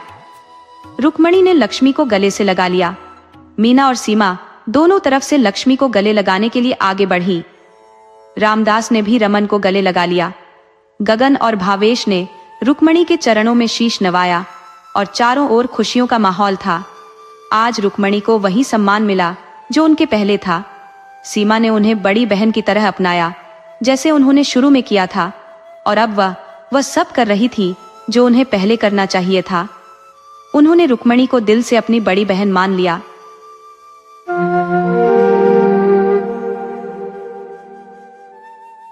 उत्तर प्रदेश के एक सुदूर गांव में एक परिवार वास करता था, जिसमें मात्र 5 सदस्य निवास करते थे। उस परिवार के मुखिया का नाम बलदेव सिंह था, जबकि उसकी पत्नी को दयावती के नाम से जाना जाता था। उनके 3 संतानें थीं, 2 पुत्र और 1 पुत्री। बलदेव सिंह, जो कि 5 फुट 10 इंच के लंबे और बलिष्ठ शरीर के धनी थे, जहां से भी गुजरते लोग उसे एक नजर देखने को विवश हो जाते थे। खेतीबाड़ी के कार्यों में कुशलता के चलते परिवार की आर्थिक स्थिति स्थिर थी और गुजारा आराम से चलता था। बलदेव सिंह अपनी मर्यादा में रहना पसंद करता था और वह किसी की विशेष परवाह नहीं करता था, चाहे वह गांव का मुखिया ही क्यों न हो। गांव के समृद्ध लोग उसकी इस आत्मनिर्भरता से चिढ़ते थे। एक दिन गांव के मुखिया ने बलदेव सिंह को बुलाया और कहा, देखो बलदेव, जब भी यहाँ से गुजरो सिर झुकाकर गुजरा करो, छाती तान कर नहीं, ये हमारा आदेश है। बलदेव ने बड़ी विनम्रता से उत्तर दिया, नंबरदार जी। पर मुखिया ने उसकी बात बीच में ही काटते हुए कहा, जो कहा जा रहा है उसे चुपचाप सुनो और मानो। बलदेव बिना कुछ बोले वहां से चला गया, लेकिन उसके मन में विचार उमड़ने लगे। उसने सोचा, मैं अपना खाता हूँ, अपना पहनता हूँ और किसी का गुलाम नहीं हूँ। चाहे जो हो, मैं अपने तरीके से ही चलूंगा। किसी दिन बलदेव शहर जाने के लिए फिर मुखिया के घर के पास से गुजर रहा था। मुखिया अपने कुछ साथियों के साथ चौपाल पर बैठा पान चबा रहा था।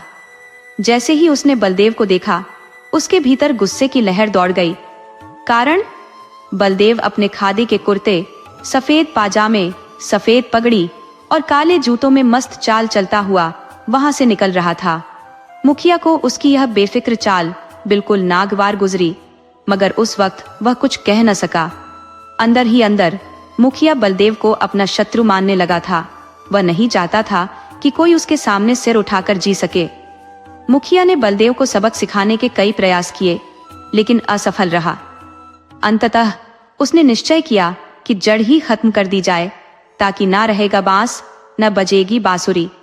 उसने सुपारी देकर बलदेव की हत्या करवाने का षड्यंत्र रचा। बलदेव को इस साजिश की भनक तक नहीं थी और वह अपने जीवन का आनंद लेता रहा।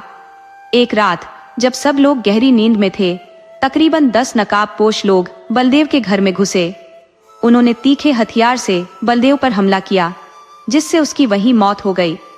घर के अन्य सदस्यों को धमकी दी गई कि अगर किसी ने आवाज निकाली तो उनका भी यही अंजाम होगा। अगली सुबह गांव में कोहराम मच गया। जिसने भी यह घटना सुनी या देखी, उसका कलेजा कांप उठा। गांव के हर कोने में शोक की एक गहरी लहर फैल चुकी थी। हर आगंतुक का पहला सवाल था, हे भगवान, ये सब कैसे हुआ? पर किसी के पास इस सवाल का उत्तर नहीं था। परिवार गहरे दुख और निराशा में डूबा हुआ था। धीरे धीरे गांव वाले और रिश्तेदार जमा होने लगे। सबका वही सवाल था, ये कैसे हुआ? मगर कोई जवाब नहीं दे पा रहा था। बलदेव का अंतिम संस्कार पूरे गांव की उपस्थिति में किया गया और जैसे जैसे समय बीतता गया, लोग वापस अपने अपने घर लौट गए। किसी तरह से 13वीं की रस्म पूरी हुई। अब बलदेव के जाने के बाद घर में सिर्फ 4 लोग बचे थे, दयावती और उसके 3 बच्चे। दयावती की सबसे बड़ी संतान उसकी बेटी थी, जिसे सब प्यार से प्रेमा कहते थे। प्रेमा की उम्र लगभग 16 साल थी। बलदेव उसकी शादी के लिए लड़का ढूंढ रहा था, मगर जो होना था वह हो गया और भाग्य को कौन बदल सकता है। उसके 2 बेटे भी थे। बड़े का नाम विशाल था, जिसकी उम्र 14 साल थी, और छोटे बेटे का नाम रामदास था, जो 12 साल का था। दयावती के मन में यह ख्याल घर कर गया था कि एक दिन बलदेव और मुखिया के बीच कहां सुनी हुई थी। वह जानती थी कि मुखिया एक बहुत चालाक और स्वार्थी व्यक्ति था और उसके लिए कोई भी कुटिल कार्य करना मुश्किल नहीं था। इसीलिए दयावती ने सोचना शुरू कर दिया कि उसे अपने बच्चों को बचाने के लिए मुखिया से दूर रहना होगा। वह अपने बच्चों को लेकर कहीं और बसने की योजना बनाने लगी, ताकि उस क्रूर मुखिया की काली छाया उसके परिवार पर न पड़े। बलदेव की मृत्यु के बाद मोहल्ले और जाति के लोग भी भीतर से टूट चुके थे, क्योंकि बलदेव सिंह के रहते किसी की हिम्मत नहीं थी कि वह गरीबों या कमजोरों को परेशान कर सके। वह हर तरह से मोहल्ले के लोगों की मदद करता था, चाहे आर्थिक रूप से हो या मानसिक सहारे के रूप में। इसी वजह से लोग उसे बेहद इज्जत देते थे। लेकिन अब उसके जाने के बाद सभी लोग डरे सहमे जीवन जीने लगे थे। एक दिन मोहल्ले के कुछ लोग बलदेव के घर आए और दयावती से बोले, हम तुम्हारी हर संभव मदद करेंगे, तुम निश्चिंत रहो। मगर दयावती अब इस गांव से बिल्कुल तंग आ चुकी थी। उसे इस गांव में एक एक पल बिताना दुश्वार हो गया था। उसने ठान लिया कि वह अपनी सारी जमीन बेचकर यहाँ से निकल जाएगी, क्योंकि उसके मन में यह डर था कि अगर आज उसका सुहाग छीना गया है तो कल उसके बच्चों पर भी वही खतरा मंडरा सकता है। दयावती ने अपनी जमीन और घर की कीमत लगाई। हालांकि कीमत उसे हास नहीं लगी, मगर गांव में रहने का दर्द उसे इतना सता रहा था कि उसने कम कीमत पर ही सब कुछ बेचने का फैसला कर लिया। वह अपने मायके में जाकर बसने का निर्णय कर चुकी थी। गांव और मोहल्ले के लोग उसे रोकने की बहुत कोशिश करते हैं, मगर दयावती का दिल किसी की बात मानने को तैयार नहीं था। उसके होठों से सिर्फ एक ही बात निकल रही थी, मैं यहाँ अब नहीं रह सकती। जब दयावती किसी की भी बात सुनने से इनकार कर देती है, तब मोहल्ले के लोग उसे विदा करते हैं और दयावती अपने मायके के लिए निकल पड़ती है। मायके पहुंचने पर वह कुछ दिन अपने भाई बहनों के साथ बिताती है, लेकिन शीघ्र ही वह वहां से भी नई जमीन खरीदकर एक घर बनाने का निश्चय करती है। अब वह अपने बच्चों को लेकर नए घर में शिफ्ट हो जाती है। समय बीतते बीतते प्रेमा अब लगभग 19 वर्ष की हो चुकी थी। दयावती के मन में उसकी शादी की चिंता गहराने लगी थी। सवाल ये था कि आखिर उसकी बेटी के लिए उपयुक्त वर कौन खोजेगा। परिवार में कोई ऐसा शख्स नहीं था जो उसकी इस जिम्मेदारी को निभा सके। दयावती के दोनों बेटे भी अभी छोटे थे और वह किसी पर यह भरोसा नहीं कर सकती थी कि सही लड़का मिलेगा या नहीं। वह मन ही मन सोचती, मेरी एकमात्र बेटी है, ऐसे में उसे किसी अनजान के भरोसे कैसे छोड़ सकती हूँ। इस विचार से दयावती ने स्वयं ही वर ढूंढने का निश्चय किया। वह अपने बड़े बेटे विशाल को साथ लेकर प्रेमा के लिए उपयुक्त वर की खोज में निकल पड़ी। विभिन्न गांवों की यात्रा करते हुए वह कई घरों और रिश्तेदारों से मिली, मगर हर जगह उसे निराशा ही मिली। जिस भी दरवाजे पर वह जाती, लोग उसे उपेक्षा की दृष्टि से देखते। कोई भी उससे ठीक से बात तक नहीं कर रहा था। गांव के लोग उसे बदचलन कहकर उसकी निंदा कर रहे थे और किसी ने भी उसकी मदद नहीं की। दयावती थक हार कर एक दूसरे गांव की ओर बढ़ी, मगर वहां की स्थिति और भी दयनीय थी। जैसे तैसे करके वह अपनी जाति के लोगों के पास पहुंची, जहां उसे दादा नाम से बुलाए जाने वाले मुखिया से सामना हुआ। दादा ने उससे पूछा, बेटी तुम कहां से आई हो? दयावती ने उत्तर दिया, दादा हम ललितपुर के छोटे से गांव सीतापुरी से आए हैं। दादा ने फिर पूछा, तुम क्या करती हो बेटी? दयावती ने कहा, जो भी काम मिलता है वह कर लेती हूँ। इस पर दादा ने पूछा, तुम्हारे पति क्यों नहीं आए? दयावती ने रुंधे गले से उत्तर दिया, वह कुछ समय पहले ही गुजर गए। दादा ने संवेदनशीलता से पूछा, वे कैसे गुजरे? इस पर दयावती ने धीरे से कहा, गांव के ही एक आदमी से झगड़ा हो गया था और उसी वजह से उनकी मृत्यु हो गई। दादा ने यह सुनकर कहा, बस इतनी सी बात? दयावती ने सिर हिलाते हुए उत्तर दिया, हाँ दादा। इसके बाद दादा ने फिर पूछा, परिवार में और पुरुष सदस्य नहीं है? इस पर दयावती ने उत्तर दिया, हाँ है, लेकिन मैं उनसे ज्यादा मेल जोल नहीं रखती। दयावती के जीवन की चुनौतियां और उसके संघर्ष की गाथा हर कदम पर उसकी आत्मशक्ति को और भी मजबूत बना रही थी। दादा मन ही मन सोचता है, इससे तो कोई रिश्ता रखना ही बेकार है। देर रात किसी से मेल जोल न रखने वाली, फिर भी सबसे संबंध है। इसी वजह से इसका पति अब दुनिया में नहीं है। जब दादा अपने विचारों से मुक्त हो जाता है तो बोल पड़ता है, देखो बेटी, हमारा नाती अभी पढ़ाई कर रहा है, इसलिए फिलहाल विवाह का सवाल ही नहीं उठता। दयावती को यहाँ भी निराशा ही हाथ लगी। वह भारी मन से अपने बेटे विशाल को साथ लेकर उस गांव से बाहर निकल गई।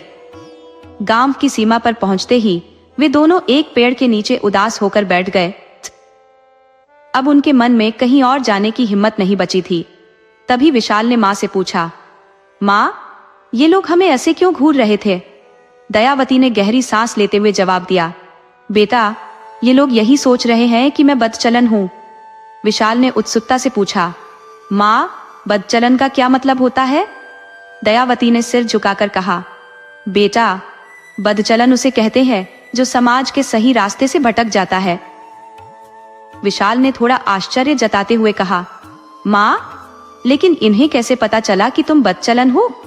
दयावती ने धीरे से समझाया, बेटा, लड़कियों के लिए वर देखने का रिवाज है और ये काम घर के पुरुषों का होता है। अगर कोई औरत ये काम करने निकले तो उसे बदचलन माना जाता है। विशाल ये सुनकर भी असमंजस में था। माँ, ये कहाँ से साबित होता है कि तुम बदचलन हो? दयावती ने निराश मन से कहा, बेटा, यही तो समाज की सोच है। दोनों माँ बेटे आपस में बातचीत करते हुए गांव लौटने लगे। कुछ ही देर में उन्हें गांव जाने के लिए साधन मिल गया और वे अपने घर के लिए रवाना हो गए। घर पहुंचने पर दयावती और भी निराश रहने लगी, क्योंकि प्रेमा की उम्र बढ़ रही थी, लेकिन उसके लिए कोई भी लड़का नहीं मिल रहा था। दयावती के मायके वाले भी उसे बदचलन समझते थे। शायद पति की मृत्यु के बाद हर एक औरत को इसी तरह के तानों का सामना करना पड़ता है। अब दयावती रोज विशाल को साथ लेकर काम पर जाती, पूरे दिन मेहनत करती और शाम को घर लौटती। घर आकर वह फिर सोच में पड़ जाती कि आखिर अपनी बेटी के लिए वह वर कहां से ढूंढेगी। प्रेमा तो बड़ी ही सरल और संस्कारी लड़की थी।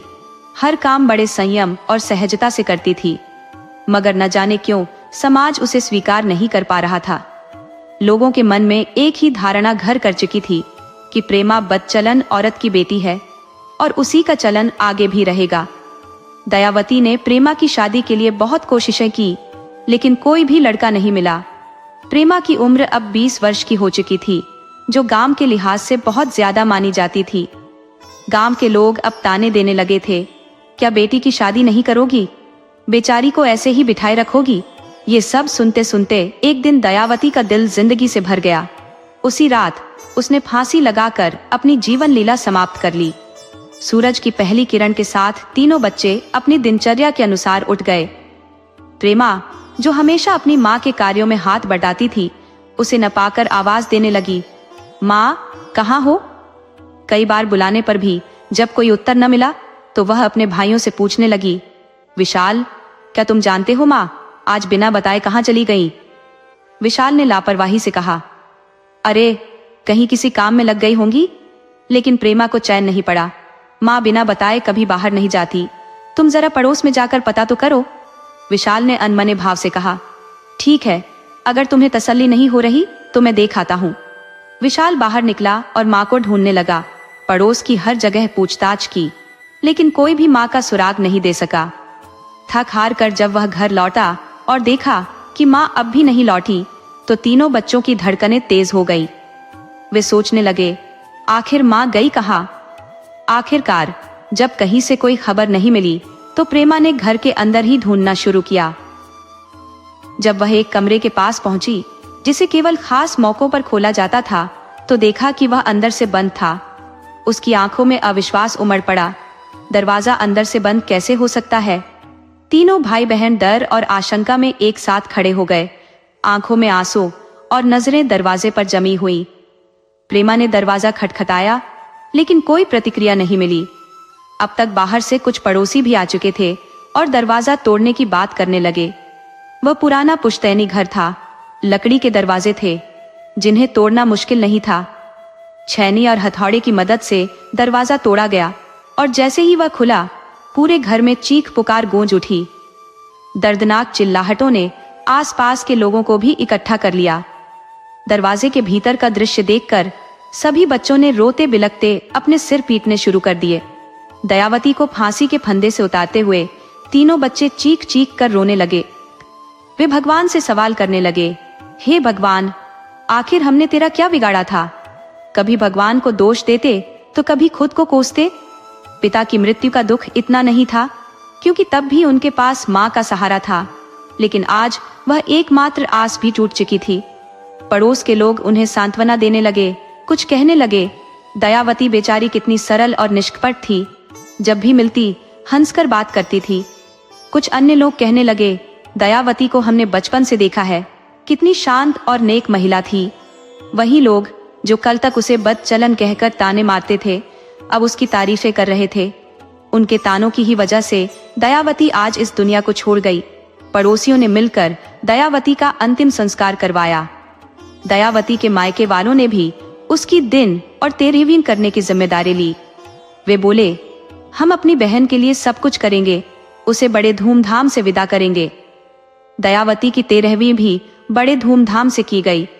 अब तीनों बच्चों को उनके मामा मामी के घर रहने के लिए कहा गया और वे वहां चले गए।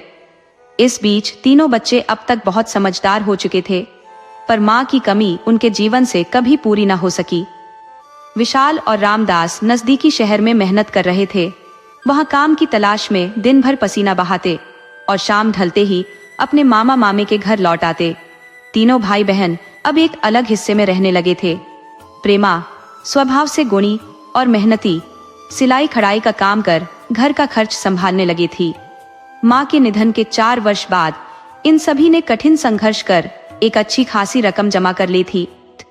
विशाल ने मन में ठान रखा था कि अपनी बहन की शादी ऐसी धूमधाम से करेगा कि पूरा सीतापुरी हतप्रभ रह जाएगा।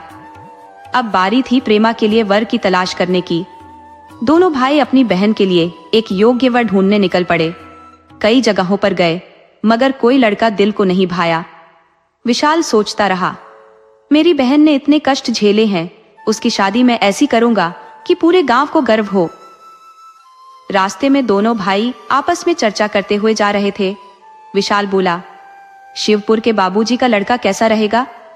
रामदास ने विचार करते हुए कहा, वह पेशे से भी अच्छा है। विशाल ने सहमति जताई, हाँ, वह उनके घर का इकलौता बेटा है और काफी संपन्न भी है। रामदास ने सवाल किया, लेकिन लड़के की पढ़ाई लिखाई कैसी है? विशाल ने जवाब दिया, उसने अपनी पढ़ाई पूरी कर ली है और अब सरकारी नौकरी के लिए तैयारी कर रहा है। रामदास ने उत्साह में कहा, तो फिर यह रिश्ता सही रहेगा, बस यह देखना होगा कि वे ज्यादा कुछ न मांगे। विशाल ने भरोसा दिलाया, बाबूजी ऐसी कोई मांग नहीं रखेंगे। वे एक अच्छी लड़की ढूंढ रहे हैं और हमारे पिताजी से उनका अच्छा परिचय भी था। रामदास बोला, तो फिर भैया शिवपुर चलते हैं और आज ही इस रिश्ते की बात पक्की कर लेते हैं। दोनों भाई शिवपुर की ओर चल पड़े और महज 3 घंटों में वहां पहुंच गए। जब वे बाबूजी के घर पहुंचे तब तक काफी देर हो चुकी थी और घर के बाहर कुछ लोग पान सुपारी खाते बैठे थे। दोनों ने जाकर बाबूजी के चरण स्पर्श किए। बाबूजी ने पूछा, कैसे आना हुआ बेटा? विशाल ने निवेदन किया, बाबूजी आपसे एक जरूरी बात करनी है। बाबूजी बोले, तुम तो मेरे अच्छे मित्र के बेटे हो, खुलकर बताओ तुम्हें क्या चाहिए? विशाल ने गहरे आदर से कहा, बाबूजी हम अपनी बहन को आपकी बहू बनाना चाहते हैं, इससे हमें गर्व महसूस होगा। बाबूजी ने मुस्कुराते हुए कहा, तुम मेरे बेटे समान हो, निश्चिंत रहो, मैं तुम्हारी बहन से भलीभांति परिचित हूँ और अपने बेटे का विवाह उसी से करूंगा। विशाल ने श्रद्धापूर्वक कहा, बाबूजी आप इतने धनवान हैं, हमारे पास देने को ज्यादा कुछ नहीं है, लेकिन हम आपकी इज्जत में कोई कमी नहीं छोड़ेंगे। बाबूजी ने गंभीरता से कहा, इन बातों को अब छोड़ो, मेरे दोस्त की आत्मा को इससे ठेस पहुंचेगी, वह परलोक से सब कुछ देख रहा होगा। उसके बाद बाबूजी ने भोजन का प्रबंध किया और सभी ने मिलकर साथ में भोजन किया। रात्रि का भोजन समाप्त होते ही सभी लोग अपने अपने बिस्तर पर जाकर सो गए। सुबह जब उजाला हुआ तो विशाल और रामदास ने बाबूजी के चरण स्पर्श कर आशीर्वाद लिया और अपने घर की ओर चल पड़े। रास्ते में रामदास ने कहा, बाबूजी का स्वभाव कितना उदार है भैया, ऐसे लोग दुर्लभ ही होते हैं जो इतने धर्मनिष्ठ होने के बावजूद इतनी विनम्रता दिखाते हैं। ऐसे महानुभावों का मैं दिल से आदर करता हूँ। विशाल ने गंभीर स्वर में कहा, यह सब ईश्वर की कृपा है, हम में इतनी शक्ति कहाँ थी कि इतने बड़े घर में विवाह कर पाते। रामदास ने सहमति में सिर हिलाते हुए कहा, हाँ भैया आप सही कह रहे हो। इसी तरह बातचीत करते हुए दोनों भाई अपने गांव पहुंच गए। दोनों ही अब अत्यधिक प्रसन्न थे क्योंकि उन्हें अपनी बहन के लिए बिल्कुल वैसा ही वर मिल गया था जैसा वे चाहते थे। अब वे शादी की तैयारियों में व्यस्त हो गए। दोनों भाई सोचते रहे कि वे इतने अच्छे से इंतजाम करेंगे कि प्रेमा को यह कभी महसूस न हो कि यदि माता पिता होते तो कुछ कम होता। शादी की तारीख भी तय हो गई थी। गांव में शादी की तैयारियां जोरों पर थीं और सभी मित्र रिश्तेदार सहयोग के लिए आगे आ गए थे। हर कोई अपनी ओर से मदद देने के लिए तत्पर था। धीरे धीरे सभी आवश्यक सामान एकत्र होने लगा और गांव वाले भी अपनी सेवा भाव से जुट गए थे। विशाल के पास लोग आते और कहते, जो भी चीज चाहिए बस बता देना। कोई कहता, मैं तुझे अपना ही मानता हूँ, तुझे किसी चीज की चिंता नहीं करने दूंगा। ये सुनकर विशाल को अचंभा हुआ कि वही लोग जो कल तक इस परिवार का बहिष्कार करते थे आज मदद के लिए सबसे पहले खड़े थे। कुछ रिश्तेदार जिन्होंने पहले ताने दिए थे अब वही लोग शादी में आने और सहायता देने के लिए उतावले थे। वह सोचने लगा, ये सब अचानक कैसे बदल गया? क्या यह भगवान की कोई लीला है? चारों ओर बस एक ही चर्चा हो रही थी, प्रेमा की शादी। आखिरकार वह दिन आ ही गया जिसका सभी को बेसब्री से इंतजार था। बाबूजी, जो अपने बेटे की शादी को लेकर बेहद उत्साहित थे, ने मन ही मन तय कर रखा था कि शादी बहुत ही धूमधाम से करेंगे। जब बारात गांव में दाखिल हुई तो चारों ओर पटाखों की आवाज से पूरा माहौल गूंज उठा। गांव वालों को भी पता चल गया कि बारात आ चुकी है और वे अपनी जिम्मेदारियों में और तेजी से जुट गए। रोड लाइट्स, डीजे, बैंड और घोड़े, जो आमतौर पर शादियों में नहीं देखे जाते थे, इस बार सब कुछ देखने को मिला। गांव के बच्चे, बूढ़े सभी मस्ती में झूम रहे थे। हर कोई यही कह रहा था किस्मत वालों को ही ऐसा घर मिलता है। रामेश्वर से बड़ा इस गांव में कोई नहीं, पर उसकी बेटी की शादी भी इतनी धूमधाम से नहीं हुई थी। गांव के एक किनारे पर जनवासा था, जहां बारात धूमधाम के साथ पहुंची। सबसे पहले बारातियों का फल से स्वागत किया गया, जिसमें विभिन्न प्रकार के फलों का मिश्रण था। उसके बाद नाश्ते में बर्फी, गुलाब जामुन, गाजर का हलवा, पेड़ा और समोसा परोसा गया। गांव के लोगों को खाने के मौके कभी कभार ही मिलते थे, लेकिन वे मेहनतकश थे, इसीलिए उन्हें किसी दिक्कत का सामना नहीं करना पड़ा। परंतु शहर से आए मेहमानों की स्थिति गंभीर थी। वे भोजन के बाद मैदान की ओर भागते रहे। मैदान में जगह थी, इसीलिए बड़ी समस्या नहीं आई। अब टीके की रस्म हुई और उसके बाद जयमाला का कार्यक्रम संपन्न हुआ। जिसने भी दूल्हा दुल्हन की जोड़ी देखी, वह यही कहता रहा कि समय भी सही है और जोड़ी भी कितनी अनुपम है। फिर सभी ने मिलकर शादी की रस्में पूरी की। जब विदाई का समय आया तो पूरे परिवार ने मिलकर प्रेमा को विदा किया। दोनों भाई अपनी बहन प्रेमा से बहुत प्रेमा करते थे, क्योंकि प्रेमा ने ही उन्हें माता पिता का स्नेह और देखभाल दी थी। वह अपने भाइयों को खिलाए बिना कभी खाना नहीं खाती थी। इस तरह के गहरे प्रेमा ने तीनों को एक मजबूत रिश्ते में बांध रखा था। आज जब भाई अपनी बहन से जुदा हो रहे थे तो उनके दिलों में गहरा दर्द था। आंसू रुक रुक कर बह रहे थे। रिश्तेदारों और गांव वालों ने बहुत समझाया, परंतु भाइयों के आंसू थमने का नाम नहीं ले रहे थे। किसी तरह माहौल शांत हुआ और धीरे धीरे सभी नाते रिश्तेदार अपने अपने घर लौट गए। अब दोनों भाई अकेले रह गए थे। उन्होंने जैसे तैसे खाना बनाया और खाया। बहन ससुराल जा चुकी थी और दोनों भाइयों की दिनचर्या अब बदल गई थी। वे एक साथ खाना खाते और फिर अपने अपने काम में लग जाते।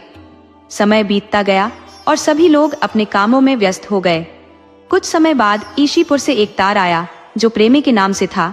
ये देख विशाल हैरान रह गया। आखिर ये पत्र क्यों आया? मन को शांत करते हुए विशाल प्रेमा के ससुराल की ओर चल पड़ा।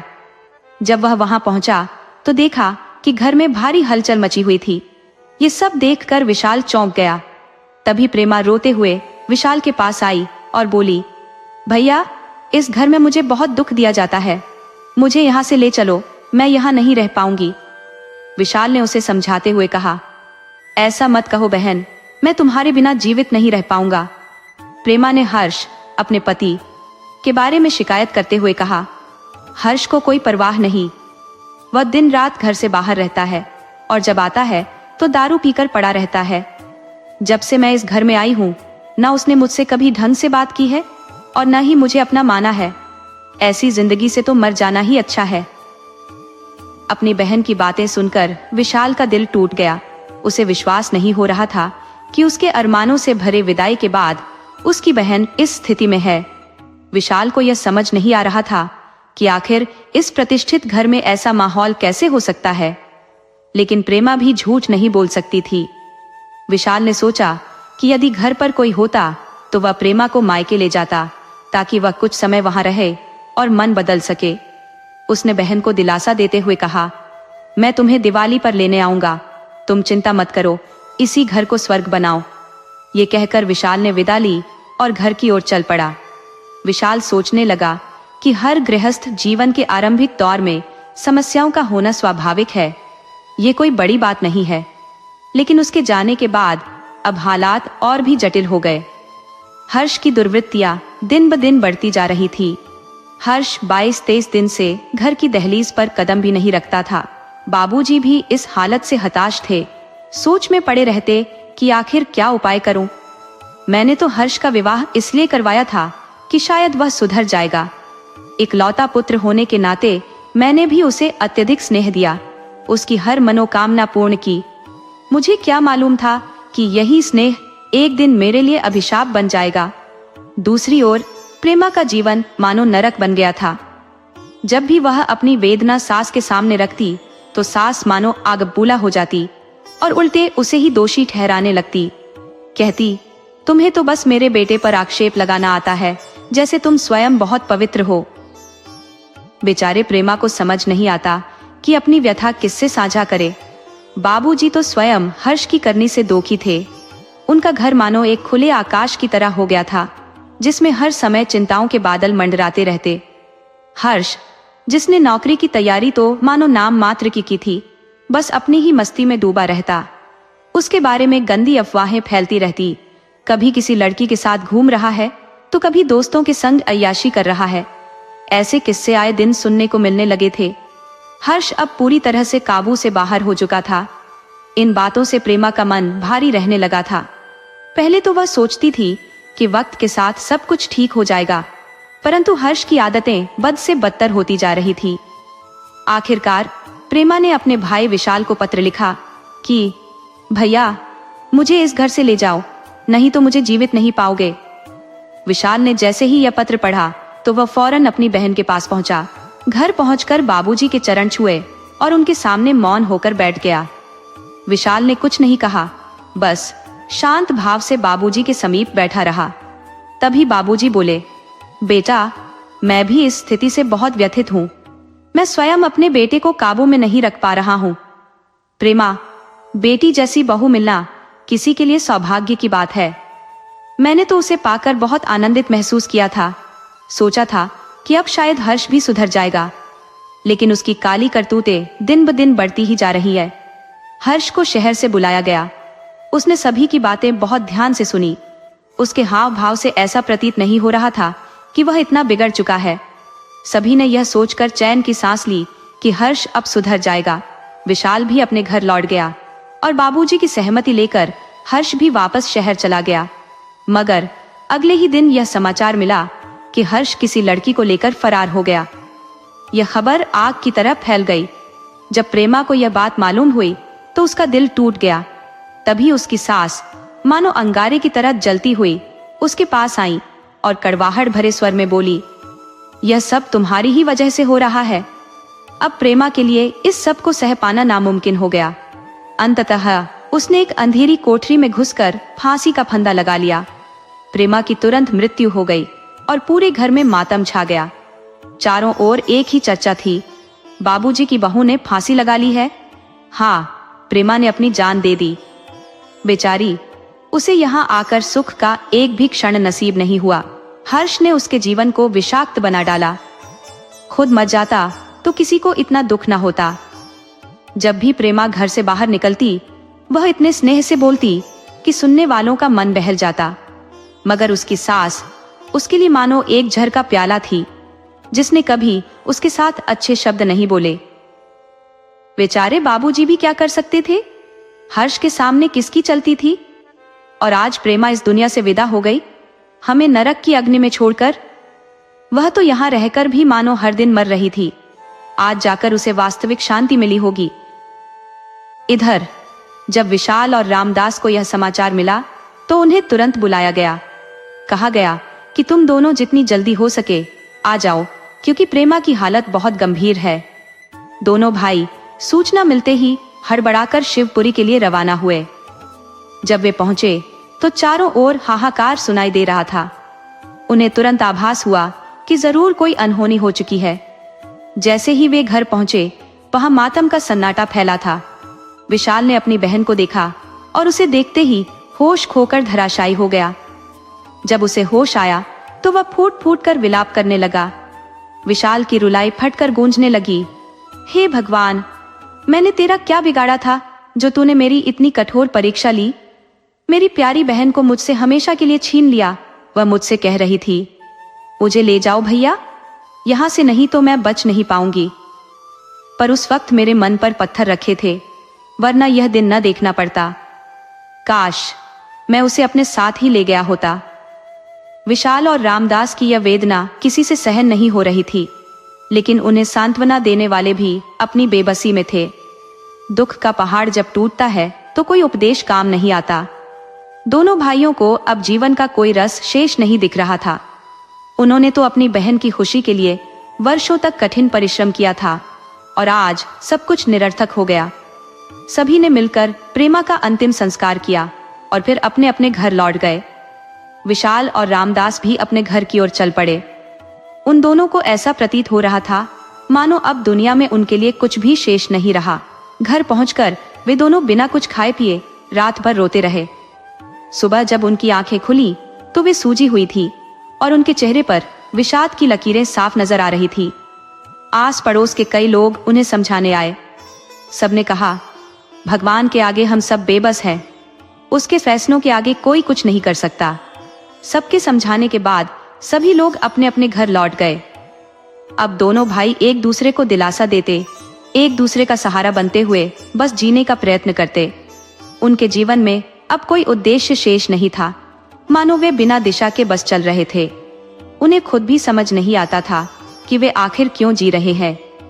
एक दिन भोजन करते वक्त रामदास ने अपने भैया से पूछ ही लिया, भैया विशाल, तुम विवाह क्यों नहीं कर रहे हो? हम कब तक इस अकेली जिंदगी को यूं ही खींचते रहेंगे? विशाल ने गंभीरता से जवाब दिया, रामदास, पहले मुझे हर्षित को उसकी गलती का एहसास कराना है, ताकि वह फिर किसी और के साथ वैसा न कर सके जैसा उसने हमारे साथ किया। मैं चाहता हूं कि कोई और भाई हमारे जैसे पीड़ा न सहे। विशाल के पास धन संपत्ति की कमी तो नहीं थी, अगर चाहता तो हर्षित को जेल भिजवा सकता था, परंतु उसने यह रास्ता उचित नहीं समझा। समय अपनी चाल चलता रहा, लोग अपनी अपनी जिंदगी की आपाधापी में व्यस्त हो गए। कुछ समय बाद खबर मिली कि हर्ष जिस लड़की को भगा कर ले गया था, वह उसे छोड़कर किसी और के साथ भाग गई। हर्ष का बुरा हाल था, उसे मार पीट कर अधमरा सड़क किनारे छोड़ दिया गया। किसी ने उसे बेसुध हालत में अस्पताल में भर्ती कराया। उसके पास जो थोड़ी बहुत दौलत थी, वह भी उस लड़की के साथ चली गई। हर्ष के माता पिता भी यह सुनते ही अस्पताल पहुंचे। जब विशाल को इस घटना का पता चला तो वह भी अस्पताल पहुंच गया, लेकिन हर्ष की हालत देखकर मौन साध लिया। उसकी मर्मांतक अवस्था ने विशाल को अंदर तक हिला दिया और वह केवल भगवान से उसकी सलामती की प्रार्थना करता रहा। हर्ष के सामने विशाल के मन में कई सवाल कौंधे थे, पर उसे देखकर वह सब भुला बैठा, क्योंकि हर्ष बुरी तरह से जख्मी था।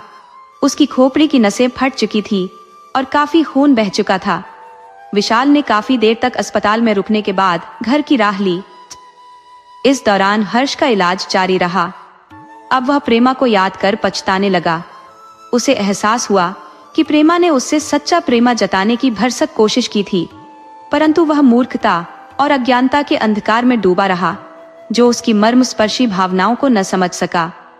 अब हर्ष ने मन में ठान लिया था कि यदि उसे प्रेमा का प्यार दोबारा मिले तो वह उसे कभी दुखी नहीं होने देगा। वह सोचने लगा कि काश मैं प्रेमा के प्यार को पहले समझ पाता तो आज यह दिन न देखना पड़ता। अब वह संकल्पित था कि वह प्रेमा को इतना प्रेमा देगा कि वह अतीत की कड़वाहट भूल जाएगी। उसकी गलती का पश्चाताप करते हुए उसने ठान लिया कि वह अपने प्यार से उसके सभी दुखों को हर लेगा। काश तुम मेरे पास होती तो सबके सामने तुम्हें गले से लगा लेता। तुम तो साक्षात प्रेमा की देवी हो और मैं तो अंधा निकला जो तुम्हारे प्रेमा को पहचान न सका। हफ्तों की चिकित्सा के बाद हर्ष पूर्णतः स्वस्थ हो गया। बाबूजी ने पूछा, बेटा अब तुम क्या करना चाहोगे? शहर में ही रहना चाहते हो या घर वापस आना? हर्ष ने तुरंत उत्तर दिया, पिताजी अब मैं आपके साथ घर ही जाऊंगा। मुझे अब आप सभी के पास ही रहना है। तीनों लोग घर की ओर चल पड़े। हर्ष के मन में विचारों का बवंडर था कि वह प्रेमा से क्या कहेगा, कैसे कहेगा। उसने कई बार शब्दों को तराशने की कोशिश की, पर समझ नहीं पाया कि कहां से शुरुआत करे। बस घर की राह पर चलते हुए वह अपने ख्यालों में उलझा रहा। कुछ समय बाद वे गांव पहुंच गए। हर्ष के हृदय की धड़कनें तेज हो गईं। उसकी सोच में एक उथल पुथल थी कि वह प्रेमा से कैसे बात करेगा, उसकी नजरों का सामना कैसे करेगा। मन के गहरे ऊहापोह के साथ अंततः वह घर के दरवाजे पर पहुंचा और दरवाजे के भीतर कदम रखा, अपने दिल की धड़कनों की गूंज के साथ। हर्ष ने घर के अंदर कदम रखा तो उसे एक अनजानी बेचैनी ने घेर लिया। जहां प्रेमा का होना घर की हर कोने को चकाचौंध कर देता था, वहीं अब ऐसा लगा मानो उसकी गैर मौजूदगी ने जगह जगह धूल की चादर बिछा दी हो। घर की हालत देखकर हर्ष ने सोचा कि शायद प्रेमा मायके चली गई होगी। उसका दिल तो कहता था कि किसी से पूछ ले, मगर उसकी जुबान मानो जकड़ी हुई थी। भीतर भीतर पछतावे का बोझ उसे कचोटता रहा। मैंने उसे कितना दर्द दिया, फिर भी प्रेमा नजर क्यों नहीं आ रही? पर हिम्मत जवाब दे गई और वो बिना कुछ कहे उम्मीदों के धागे से बंधा बस चलता रहा। उसे विश्वास था कि एक दिन तो प्रेमा लौटेगी। कुछ समय बाद हर्ष नलकूप के पास बैठा था। तभी गांव की औरतें उसे देखते ही फुसफुसाने लगी, इस अभागे का सत्यानाश क्यों नहीं हुआ? ये मरे क्यों नहीं? अब यहाँ आकर बैठा है। जब तक प्रेमा थी कभी नजर भी नहीं आता था। अब तो जैसे मन हो वैसा कर रहा है। उस भगोड़ी को क्यों नहीं लाया साथ में? बेचारी प्रेमा तो ले गया और अब ये नास पीटा यहाँ डेरा जमाएगा। उनकी बातों ने हर्ष के दिल को छलनी कर दिया। उसे कुछ समझ नहीं आया, पर बेचैनी बढ़ती गई, खासकर जब उन्होंने कहा, प्रेमा को तो ले लिया। उसी क्षण हर्ष भागकर घर पहुंचा और अपनी माँ से पूछने लगा, माँ, प्रेमा कहाँ है? उसकी माँ की आंखों से आंसू बहने लगे। कांपती आवाज में वह बोली, बेटा, प्रेमा हम सबको छोड़कर स्वर्ग से धार चुकी है। ये सुनते ही हर्ष को जैसे आसमान गिर पड़ा हो। उसे विश्वास ही नहीं हुआ। वह तुरंत अपने पिता के पास दौड़ा। पिता ने भी वही जवाब दिया, प्रेमा अब इस दुनिया में नहीं रही। हर्ष के भीतर का तूफान बाहर फूट पड़ा। वह फूट फूट कर रोने लगा। माता पिता भी प्रेमा की याद में आंसू बहाने लगे। थोड़ी ही देर में आस पड़ोस के लोग इकट्ठा हो गए, मगर किसी ने उसके आंसुओं को सच नहीं माना। लोगों ने ताने मारने शुरू कर दिए, देखो, ये बहरूपिया अब नया नाटक कर रहा है। जब तक बेचारी प्रेमा थी कभी पलटकर नहीं देखा, अब उसकी याद में मगरमच्छ के आंसू बहा रहा है। गांव वाले अपनी अपनी बातें बनाकर लौट गए, पर किसी ने भी हर्ष के दर्द को समझने की कोशिश नहीं की। लोगों की नजर में उसकी तकलीफ महज एक दिखावा थी, लेकिन हर्ष का मन सच में टूट चुका था। वह प्रेमा की तड़प में बावला हो गया था, बार बार बुदबुदाता, मैं तो ठहरा ना समझ, लेकिन प्रेमा, तुझे यूं नहीं जाना चाहिए था। हे भगवान, तूने मेरे साथ कैसा छल किया है। पहले मेरे दिल पर पत्थर रख दिया, मुझसे गलतियां करवाई और अब मेरी दुनिया उजाड़ दी। दिन हो या रात, हर्ष की हर सोच प्रेमा के इर्द गिर्द ही घूमती। वह उसकी यादों में खोया रहता, आंसुओं में डूबा। उसे लगता था कि अब जीवन में कुछ भी शेष नहीं है। उसकी आत्मा सूनी हो चुकी थी, मानो जीने की इच्छा ही बुझ गई हो। अब हर्ष ने सबसे बोलना बंद कर दिया। वह बस अकेला बैठा प्रेमा के गीत गुनगुनाता रहता, जैसे किसी गहरे सागर में उसकी आवाज गूंज रही हो। अब हर किसी को यही लगने लगा कि हर्ष की मानसिक स्थिरता डगमगा गई है।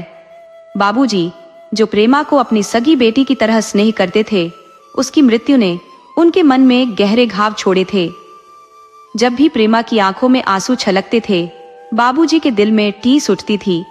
वे अक्सर मन ही मन सोचते, हे ईश्वर, क्यों न मैं इस दुख के साक्षी बनने से पहले ही प्राण त्याग दूं। लेकिन उनकी बेबसी ये थी कि वे चाहे जितना प्रयास कर ले, प्रेमा की पीड़ा को हरने में असमर्थ थे। प्रेमा के निधन के बाद से बाबूजी की मुस्कान मानो कहीं गुम हो गई थी। न किसी ने उन्हें हंसते देखा, न कोई हंसी उनके चेहरे पर झलकी। लेकिन अब उनके सामने एक और चिंताजनक स्थिति थी, हर्ष की स्थिति। हर तरफ से यही सुनने को मिलता कि हर्ष का मानसिक संतुलन बिगड़ चुका है। ये बातें सुन सुनकर बाबूजी और भी अधिक खामोश होते जा रहे थे। उन्होंने अपने खाने पीने तक का ख्याल छोड़ दिया था और उनका मन हर वक्त यही सोचता था कि उनकी जिंदगी में सब कुछ बिखरता जा रहा है। बाबूजी अकेलेपन के घेरे में थे। पहले जहां गांव के कुछ लोग चौपाल पर आकर उनसे बतियाते थे, गांव की छोटी बड़ी खबरें साझा करते थे, वहीं अब चौपाल सूनी पड़ी रहती थी। बाबूजी के साथ न कोई हुक्का गुड़गुड़ाता था, न कोई पुरानी यादें ताजा करता था। पूरा दिन प्रेमा और हर्ष की यादों में डूबते उतराते बीत जाता। एक रात अचानक बाबूजी का शरीर बर्फ की तरह ठंडा पड़ने लगा। घबराहट में उन्हें अस्पताल ले जाया गया। डॉक्टरों ने कहा, किसी गंभीर समस्या की बात नहीं है, बस रक्तचाप थोड़ा कम है, नियंत्रण में आ जाएगा। लेकिन तमाम कोशिशों के बाद भी डॉक्टर बाबूजी को संभाल नहीं सके और अंततः उन्होंने इस दुनिया से विदा ले ली। घर पहले ही दुख और समस्याओं के अंधकार में डूबा था और अब इस नई विपदा ने उसे और भी अधिक झकझोर दिया। अब घर में बस दो ही लोग बचे थे, माँ और बेटा। उन दोनों पर पूरे घर का बोझ आ पड़ा था। उनके जीवन की स्थिरता बुरी तरह बिखर चुकी थी। गांव में लोग इस विपत्ति की भयावहता को सोचकर भी कांप उठते थे। बाबूजी का शव जब अस्पताल से गांव पहुंचा तो पूरे गांव में मातम फैल गया। बुरे व्यक्तियों की मौत पर कभी किसी को आंसू बहाते नहीं देखा, लेकिन बाबूजी जैसे सीधे सादे और ईमानदार इंसान के निधन ने सभी को दुखी कर दिया था। उनके अंतिम संस्कार में लोगों का हुजूम उमड़ पड़ा था, मानो गांव का हर व्यक्ति उनके प्रति अपना स्नेह प्रकट करना चाहता हो। दूर दूर से लोग एकत्र हुए। सैकड़ों की भीड़ ने उनकी अंतिम यात्रा में भाग लिया। मिसाल और रामदास भी बाबूजी की अंतिम यात्रा में प्रमुखता से शामिल हुए। शायद ही कोई ऐसा रिश्तेदार रहा हो जिसने इस अवसर पर अपनी उपस्थिति दर्ज न कराई हो। दूसरी ओर हर्ष की मानसिक स्थिति अभी भी डगमगा रही थी, लेकिन इस विपत्ति के समय विशाल और उसके छोटे भाई ने इस टूटे हुए परिवार का हाथ थामा। उन्होंने ठान लिया कि वे हर्ष का समुचित उपचार कराएंगे और इस परिवार की देखभाल करेंगे, क्योंकि उनकी बहन तो पहले ही उन्हें छोड़कर जा चुकी थी। विशाल और उसके भाई की मदद से हर्ष का इलाज शुरू हुआ और धीरे धीरे उसकी हालत में सुधार आने लगा। समय ने घावों पर मरहम लगाया और हर्ष की जिंदगी में फिर से कुछ प्रकाश लौटने लगा। विशाल और उसका भाई सेवाराम दोनों ही अपने तन मन से बाबूजी के परिवार को सहारा दे रहे थे। धीरे धीरे समय ने घावों पर मरहम लगाया और हर्ष की मानसिक स्थिति सुधरने लगी। एक दिन हर्ष की मां ने अपनी उदासी जताते हुए कहा, बेटा, अब इस घर में मन नहीं लगता। तुम्हारे बाबूजी कितने ईमानदार थे, जीवन भर दूसरों के सुख दुख में साथ रहे, मगर अब हमें यहाँ ठहरना बहुत भारी लगने लगा है। हम यहाँ कैसे रहे जब उनका साया भी नहीं है? विशाल ने उन्हें समझाया, मौसी, जो हो गया उसे बदला नहीं जा सकता। हम भी दुखी हैं क्योंकि हमारी बहन भी हमें छोड़कर चली गई। वह हमें माँ बाप दोनों का स्नेह देती थी, मगर उसकी यादें भुलाना आसान नहीं है। फिर भी जीवन ठहरता नहीं है, हमें आगे बढ़ना ही होगा। इसके बाद विशाल और सेवाराम ने हर्ष के लिए एक उपयुक्त कन्या की खोज शुरू की। उन्हें एक सुसंस्कारी सौम्य स्वभाव की लड़की मिली जो गरीब परिवार से थी। उसका सरल आचरण देखकर उन्होंने हर्ष का विवाह उससे कर दिया। शादी के बाद हर्ष की मां ने एक दिन कहा, बेटा, तुम्हारे आने से इस घर में खुशियों का फिर से वास हो गया है, मगर तुम अब कहाँ चलने की सोच रहे हो? विशाल ने कहा, मौसी, अब हमें विदा लेनी चाहिए। तब हर्ष की मां ने उनसे वादा लिया, पहले यह प्रतिज्ञा करो कि तुम अपनी बहन के जाने के दुख को भुलाकर जीवन की ओर फिर से एक नई राह पकड़ोगे। विशाल ने यह वादा निभाने का भरोसा दिलाया। अब हर्ष ने अपने छोटे भाई सेवाराम के विवाह का प्रबंध किया। सेवाराम ने भी बड़े भाई विशाल के प्रति आभार जताया और कहा, भैया, पहले आप अपना घर बसा ले। विशाल ने अपनी शादी बाद में की, जबकि पहले सेवाराम का विवाह हुआ। समय बीतता गया और दोनों भाइयों के जीवन साथी घर में आ गए। जल्द ही दोनों के परिवार में किलकारियां गूंजने लगी और घर फिर से हंसी खुशी से भर गया। हर्ष के भी एक पुत्र और एक पुत्री का जन्म हुआ और बेटी का नाम उसने प्रेमा रखा, अपनी खोई हुई बहन की याद में। अब हर्ष जी जान से मेहनत करता, अपने परिवार को खुशियों से सींचता। दूसरी ओर विशाल और सेवाराम अपने अपने परिवारों में रम गए थे। इस प्रकार जो परिवार कभी दुर्दशा में बिखर गया था, उसने एक बार फिर सुकून और संतोष की छांव तले अपनी दुनिया बसा ली। अगर आपको हमारी यह कहानी पसंद आई हो तो कृपया हमारे चैनल को सब्सक्राइब करें, वीडियो को लाइक करें और अपने मित्रों के साथ साझा करें। राधे राधे।